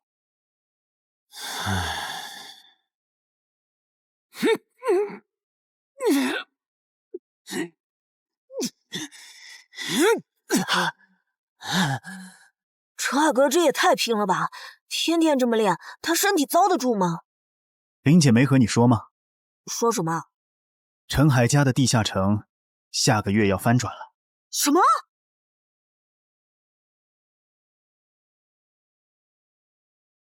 你那边怎么样了？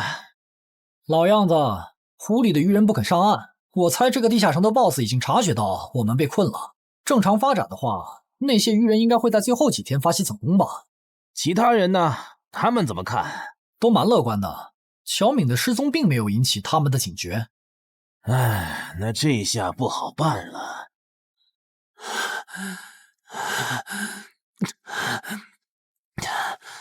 给。啊！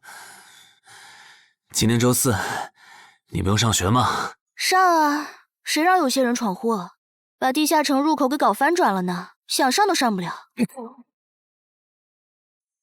应东山市入口管理人的要求，原定课程现在换成入口翻转规则普及课。因为本节课还有大量未准许披露给民间的内容，所以开讲前需要大家签署这份保密契约书。谁先来？我，我签完了，下一个谁来？给我吧。然后给我。那我周伟。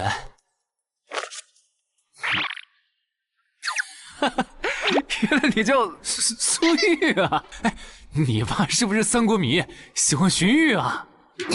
闭嘴，快点签！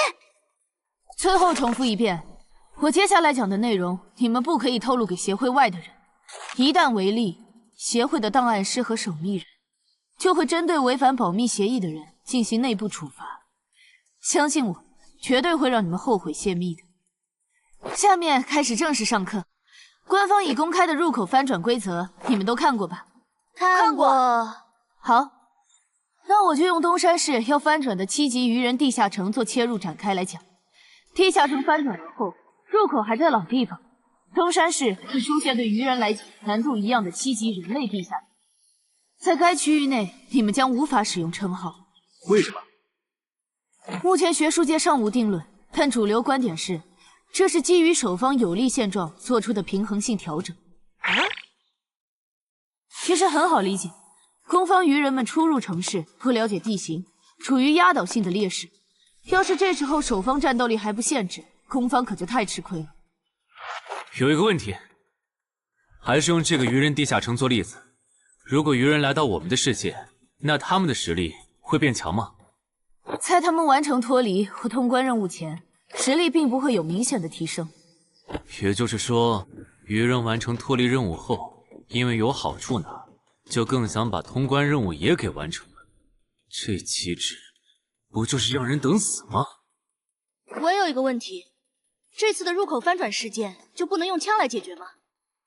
用枪的话，地下城难度会高得多。要是不想以后碰上更多入口翻转的事儿，就别想用枪解决问题。那找2个9到10级的大佬堵门怎么样？来一个杀一个，这总行了吧？地下城入口翻转后，以入口为中心那一片，攻的一方占大便宜，守的一方在这地儿，称号没法用，职业带来的基础属性也没了。多找几个人呢？如果来5个9级堵门，应该就稳了吧？5打1的话，咱们经验更多，绝对是咱们这边优势更大。是，之前确实有人这么做过，而且效果也不错。但对攻方不利的地下城，也会因此变更为生存型。按照镜像法则，要是咱们守着的地下城变成生存型，这世上某个地方就会出现同样等级区间的生存型地下城入口，来和它平衡。比较典型的就是坟场和恐惧之墓。所以，至少在我们国家，现在是尽量避免这样做的。这好恶心啊！这里不允许，那里又有限制的。难道入口翻转，我们就只能安排附近居民撤离，然后一波接一波的处理跑来咱们这边的愚人吗？倒也不是，其实我们已经快找到可以快速解决地下城翻转事件的办法。哦，是什么？只要入侵我方世界的同批次地城土著里，有人被我们捕获，且在该地下城入口时间归零前，我们一直保住他的命，那就不会再有下一批次的入侵者。这次喊大家过来，是想和大家一起讨论我们最后几天的安全问题。能有啥安全问题？不就是个靠机制恶心人的7级地下城吗？要不是我的职业不适合水下作战，他早被我攻陷了。不懂就闭嘴，好好听。这个地下城没你想的那么简单。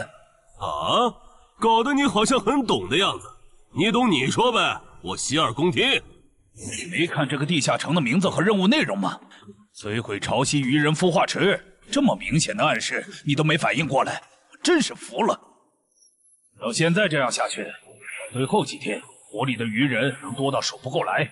如果他们的 BOSS 是团队增益型的，那某些不抱团的蠢货绝对死定了。骂谁呢？所以召集我们过来，是要商讨最后几天愚人上岸时咱们怎么自保吗？对，上个月我去粤省处理当地10级地下城翻转的事，知道了一些不能透露给民间的情报。官方察觉到翻转后的地下城有个对攻方有利的规则，以入口为圆心的特定范围里，守方的战力会被严重限制。所以我认为现在这个地下城作为守方的鱼人们，应该也存在类似的规则。具体点呢？会限制到什么程度？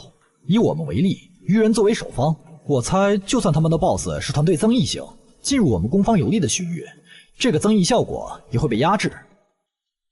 称号不能有也就算了，连职业带来的基础属性加成也会被抵消吗？这限制未免也太大了吧！我原本还想着，如果称号不能用，就选一个感知加2的副职业，凑出一步一杀第2个效果，未来式的最低要求。但现在肯定没戏了，算了，到入口翻转前，我先用阴影之骑士来适应没有未来式的战斗吧，看看实力会折损多少。早啊，骑士。啊？是吧？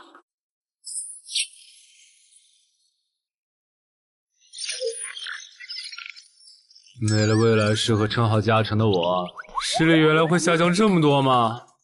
这么看的话，我还是得找个能加感知的副职业，至少要把未来式点出来。你找姚文忠？对，我想找一个能加2点感知的副职业，想问他有没有推荐。还有，协会内部是可以用贡献点兑换副职业的转职道具的吧？能是能，但这种和智、感、魅有关的副职业转职道具，所需要的贡献点有点多。你除掉高成勇得到的贡献点肯定不够。我知道，我来之前已经查过了。我有2个称号未被收录进官方的称号图鉴，我可以提交他们的获得线索来换取贡献点。行，那我叫姚文忠帮你整理一下。你现在就要定副职业，不再等等吗？距离你被强制征召进地下城还有半年呢，没准过几个月，新隐藏职业的最佳升级路线就能搞清楚了。不等了，我家地下城翻转后，我主职业的核心技能就会没了称号加成，得再加2点感知才能开启。这2点属性对接下来的我是刚需。行吧。这是协会掌握的能加2点及以上感知的副职业，你看一下吧。寻物师，你确定就要这个？不改了？啊，就他了，寻物师。行吧，那我现在就去联系福州的冒险者协会，让他们派评估师来东山看一下你手里的称号值多少贡献。如果价值大于寻物师的职业证书，我就向总部打申请。那麻烦姚哥了。您就是陈海先生吧？你可以叫我蔡吉，我的副职业是评估师。接下来由我为您评估至死地而后生和与传奇过招这2个称号的价值。好的。算完了，这2个称号虽然效果惊人，但他们的获取难度和激活所需要的前置条件太苛刻了，所以价值相比于同等级称号会有很大的折损。具体会折损到什么程度？这你放心，足够您兑换寻物师的转职证书了。和上次一样，别用称号和职业技能，对这个设备来一拳。好。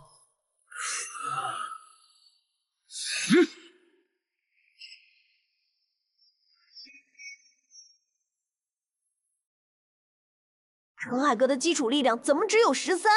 我还以为他至少有14的。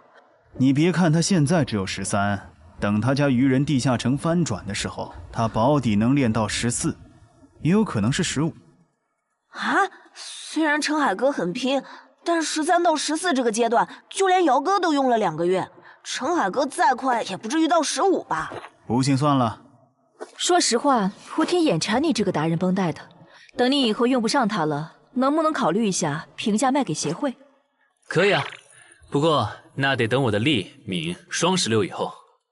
原来你们在做力量测试，我说怎么找不到你们？陈海，你的副职业转职证书到了。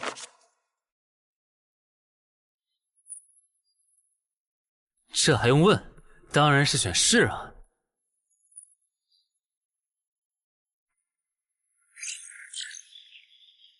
等等，不会吧，不会吧！蒙对了，死亡行者的最佳搭配竟然是寻物师。我原以为死亡行者的效果1和效果2已经够超模了，没想到他的效果3更加离谱。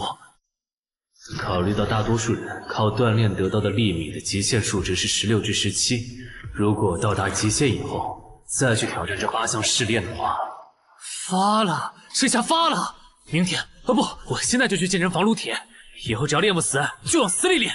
至于英勇骑士那边就暂时不去了，反正我现在也完不成那个转职任务。有没有搞错？东山市的地下城翻转事件，为什么要拉我这个云霄市入口管理者去帮忙？因为你老婆在我这边的人情已经用光了，还有，你下个月就不是云霄市的入口管理者了。身为官方冒险者，被附近的协会征召，不是很平常的事吗？而且，别告诉我你不知道，东山市的愚人地下城是因为谁才闹到要翻转这一步的？11121，11122，11123。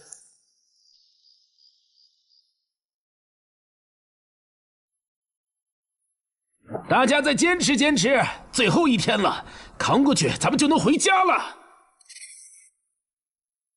曼哈努斯大人，巢穴现在有守卫24只，精英鱼人69只，哨兵队长和士兵共800。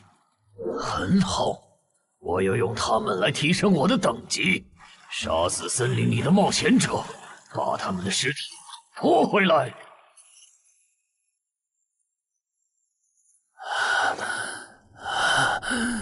冒险者面板。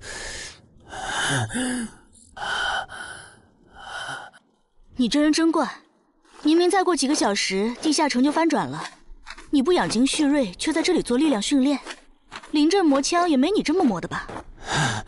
其实这2个月我一直都是这么练的。啊？倒是你，大晚上的不睡觉找我干什么？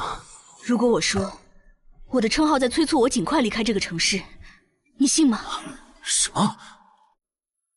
我有一个想法，如果那些鱼人真的会在最后几个小时上岸，我们要不要试着做掉他们的 BOSS？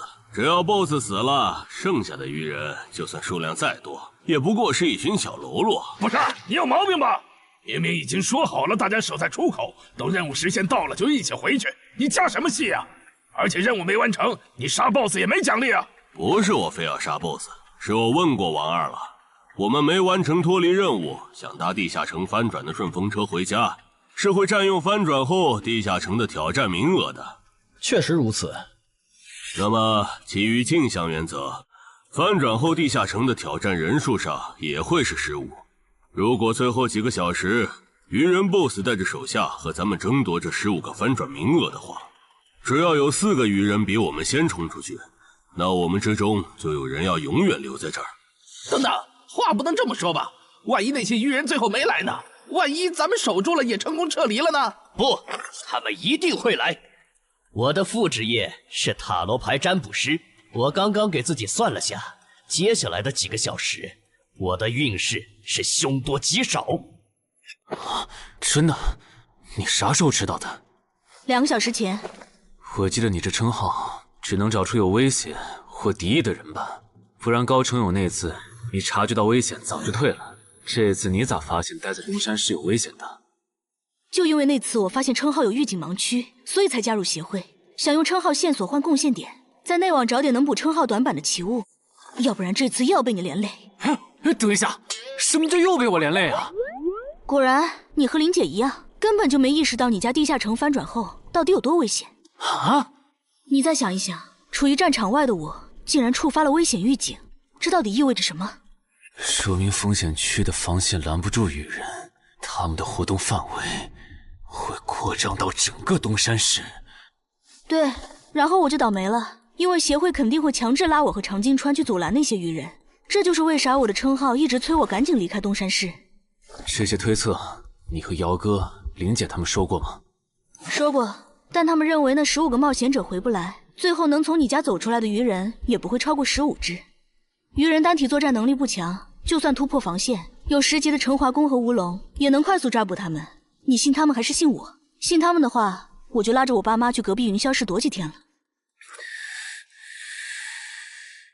我是想信你，但光凭咱们俩又能做什么？毕竟在你预见的未来，连10级的冒险者都失手了。不，我们能做很多。有我预警，再加上你的隐身衣，咱们先去收拾那些弱小又落单的愚人，把愚人对咱们世界的破坏降到最低。结果咱们3抽到的不是塔，就是死神，都不是什么好兆头啊！别告诉我你们真信了。如果张志兴的副职业真那么好用，他又怎么会沦落到和咱们一样的处境？这个他刚才不是解释了吗？他出发前占卜到的运势是愚者，但他错误的解读了它，不然其实可以避开这个地下城的。而且你看，咱们之中最强的王二和郎奇夫妇，他们的占卜结果都对应着象征顺利和成功的女皇、世界。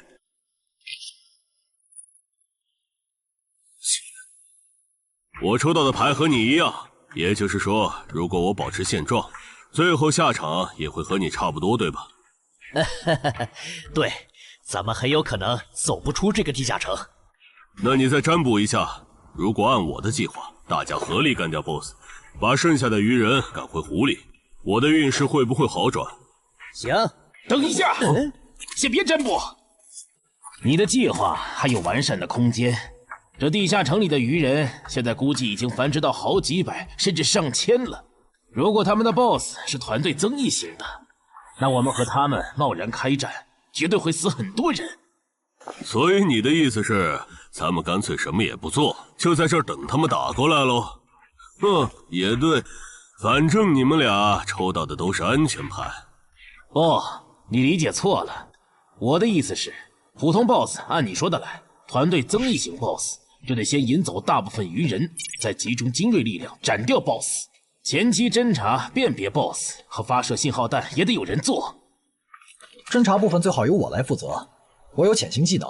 没问题，这样就可以提前确认 BOSS 的类型，然后按照事先准备的预案来执行了。感觉朗奇的方案要更可靠些，我按他说的占卜吧。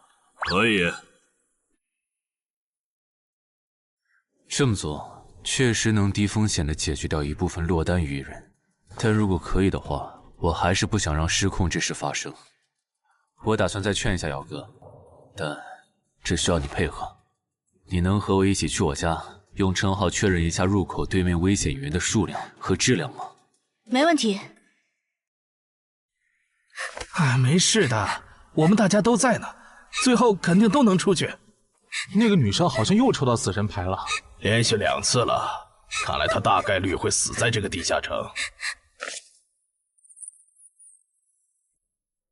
愚者牌怎么解读？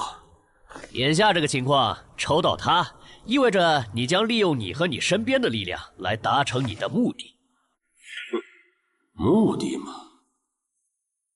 大家听我说，占卜的结果出来了，除了个别人抽到死神、塔牌，大家整体的运势其实是变好了的。这说明主动出击会带来好的转变。既然这是让大多数人都受益的决策，那我的建议是执行。至于抽到死神和塔牌的，就麻烦身边的人分精力照顾一下了。王二，了解，我现在就出发。要是这 BOSS 是团队增益型，咱就得派一半人去当诱饵，让其他人找机会干掉 BOSS。有人自愿去诱饵组不？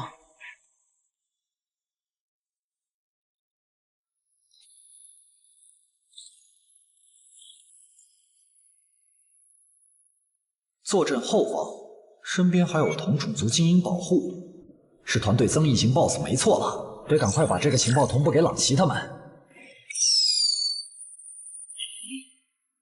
开始了吗？愚人的总攻，红色的是团队增益型 BOSS。惨喽，要当诱饵了。王二发出的信号弹，你们也看到了，来的是团队增益型的 BOSS。按计划，诱饵组先去原定位置落位，等你们吸引够了足够多的愚人，我们这边就开始行动。好，要是得手了，我们会放信号弹，之前就麻烦你们撑住了。好，最后预祝各位克敌制胜，平安归来。就是这里吧？对，那我放信号弹了啊。那个，能不能和你们商量个事儿？我的主职业是魔射手，正面作战能力比较差，我可不可以去附近的树上蹲着？什么情况？你远程职业为什么要来诱饵组？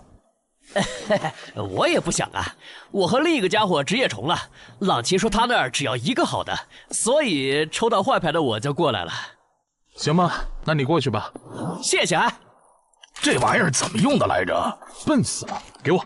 其实张志新说谎了，他不是真正的塔罗牌占卜师，而是能模仿其他副职业的模仿师。当他不模仿占卜师，去模仿别的副职业时，当下所做的占卜就没有效果了。张志新靠老千能力，让占卜的人抽到塔、死神这类危险牌，哄着冒险者听东莞仔和朗杰的话去办事。之所以出老千，是因为张志新自己抽到了死神牌。为了改孽，在东莞仔提出干掉 BOSS、把鱼人赶回湖的计划时，他就赶紧站出来帮忙拱火。而这显然很成功。现在有11个冒险者帮他牵制鱼人，张志新可以从容地回到入口，等待地下城翻转。说起来，东莞仔有那实力，鱼人杀过来他也能保住自己，为啥要提那么激进的计划？朗奇和王二也在暗地配合他们，这对他俩又没好处。哎，算了，不管他们干啥，都跟我没关系。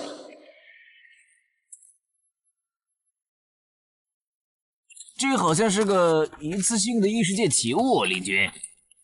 这个就是刚才发送红色的发光物的武器，其作用八成是提醒他的同伴们我们上岸了。领军大人，你看天上，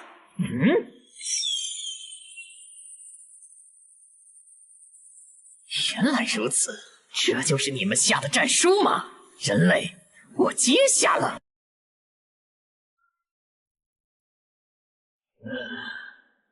过去这么久了，怎么还没有冒险者的尸体被带回来？可能是因为那些冒险者藏得很深，领军大人光是找到他们就要费一番功夫。您再等一下嘛。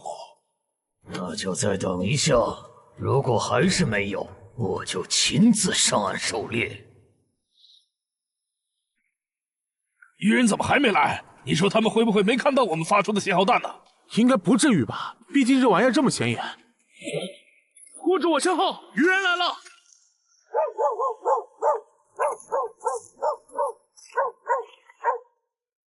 ！BOSS 呢？沿着这个方向走5分钟就能看到他。不过我不建议你们去讨伐他，现在他身边的鱼人还是太多了，就咱们这点人手，正面作战根本没办法速推。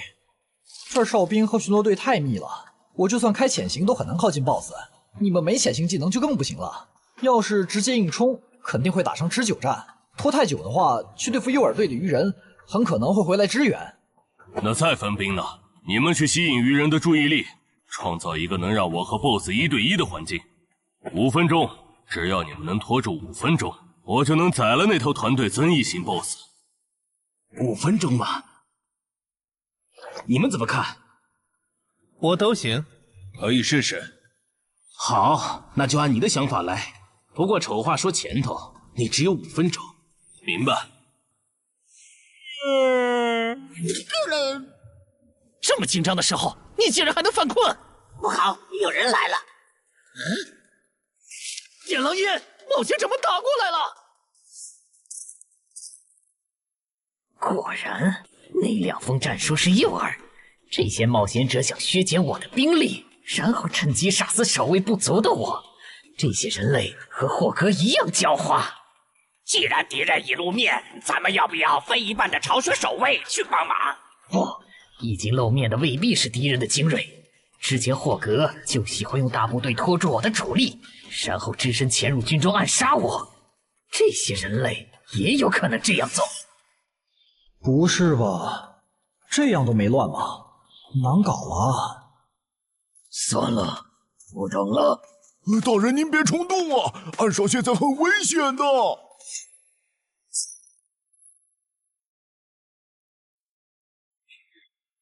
危险？难道你认为我不如那些冒险者吗？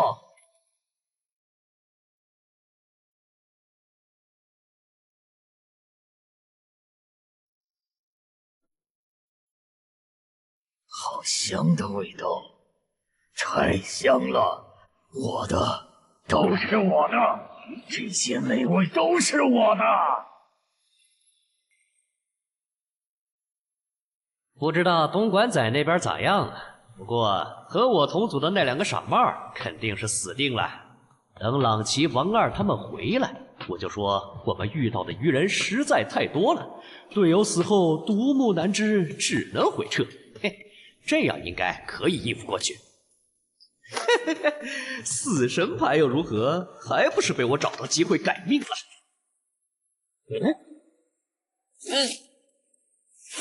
那个鱼人怎么回事？绝不能放他活着离开，至少在地下城翻转前，不能让鱼人知道入口位置。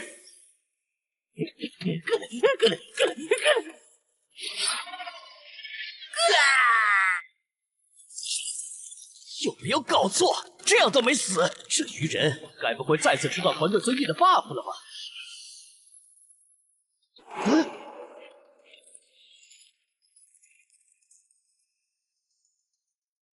靠北呀！你干什么 ？BOSS 身边的护卫可还没有被引走呢。无所谓，大不了一起杀了。联军，不用提醒，我看得出来，他可是强。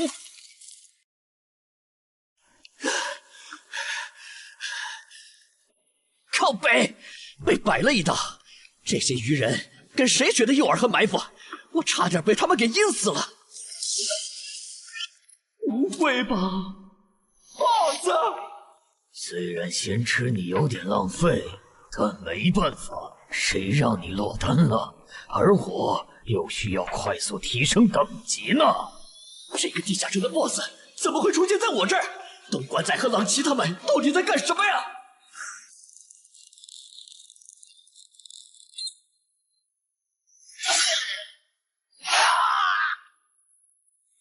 开什么玩笑！他的8级魔射手竟然会栽在一只低等的鱼人的手上！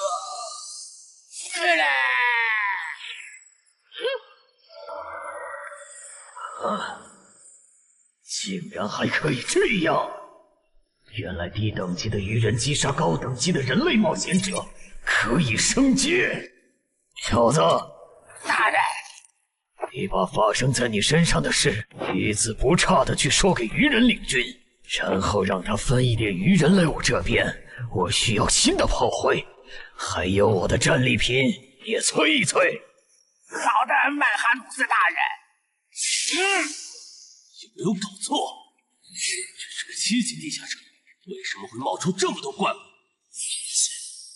别藏了，王二，来帮我！这只 BOSS 身边的护卫太多，我攻不进去。邻居，看那个人类冒险者的反应，他好像不是一个人来的。我们要不要别上了他的当？之前霍哥刺杀我没成功，就假装还有帮手藏在周围，我只能留些护卫警戒，结果让他跑了。我可不想再碰上这种事。被骗了吧？热如已故的冒险者张志新隐约察觉到了，东湾仔、王二、朗奇确实各有算盘，区别在于东湾仔主职业是狩猎大师，他想要杀掉2个不低于自身2级的不同 BOSS 完成进阶。王二的野心更大，他想要得到传说中的奇物升级券。不是吧？他怎么又变大了？有什么问题吗？你怎么看起来表情怪怪的？啊，没，总感觉心里毛毛的，好像有什么事情发生了。王二经常和闽粤2省合作，处理过不少地下城翻转事件，所以知道很多不能向民间公开的情报。这里面有2条情报，一是8个级地下城能产出奇物升级券，2是精英级地下城只要出了英雄级 BOSS 就会变成bug级地下城。可惜后面进来的人都不擅长水下作战，王二也不擅长，只能眼巴巴看着奇物升级券没了。暗杀者王二，我记得你好像也接 BOSS 相关的委托是吧？你有需求？我打算独立狩猎这个地下城的 BOSS， 想请你压个阵。独立狩猎 BOSS？这个人该不会也知道奇物升级券的产出机制吧？你有水下作战的能力，你刚才没跟我们说实话。不，我是旱鸭子。不过我认为在任务时限结束以前，湖里的鱼人不可能不上岸，我们迟早会和他们开战的。就算击杀了 BOSS， 也不能通关啊！难道说杀 BOSS 这件事对你来说有额外的好处？好处嘛，是有一点。我的主职业需要我独立狩猎海陆空3种类型的 BOSS 各一只才能升阶，鱼人种 BOSS 一般不会很强，我不想错过。我考虑一下。可以，没问题。从他刚才的描述看，他的主职业应该是狩猎大师。如果他没说谎，那他应该可以帮我牵制住这个地下城的 BOSS 和精锐护卫。只要在这个基础上把鱼人都调出来，我应该就可以潜入鱼人的巢穴，杀死那只还未发育完全的英雄级鱼人。你的委托我可以接，但我不喜欢和人签契约，口头约定可以吗？事成之后再根据我出力的多少来结算报酬。没问题。被耍了，任志兴、王二，我做鬼也不会放过你们！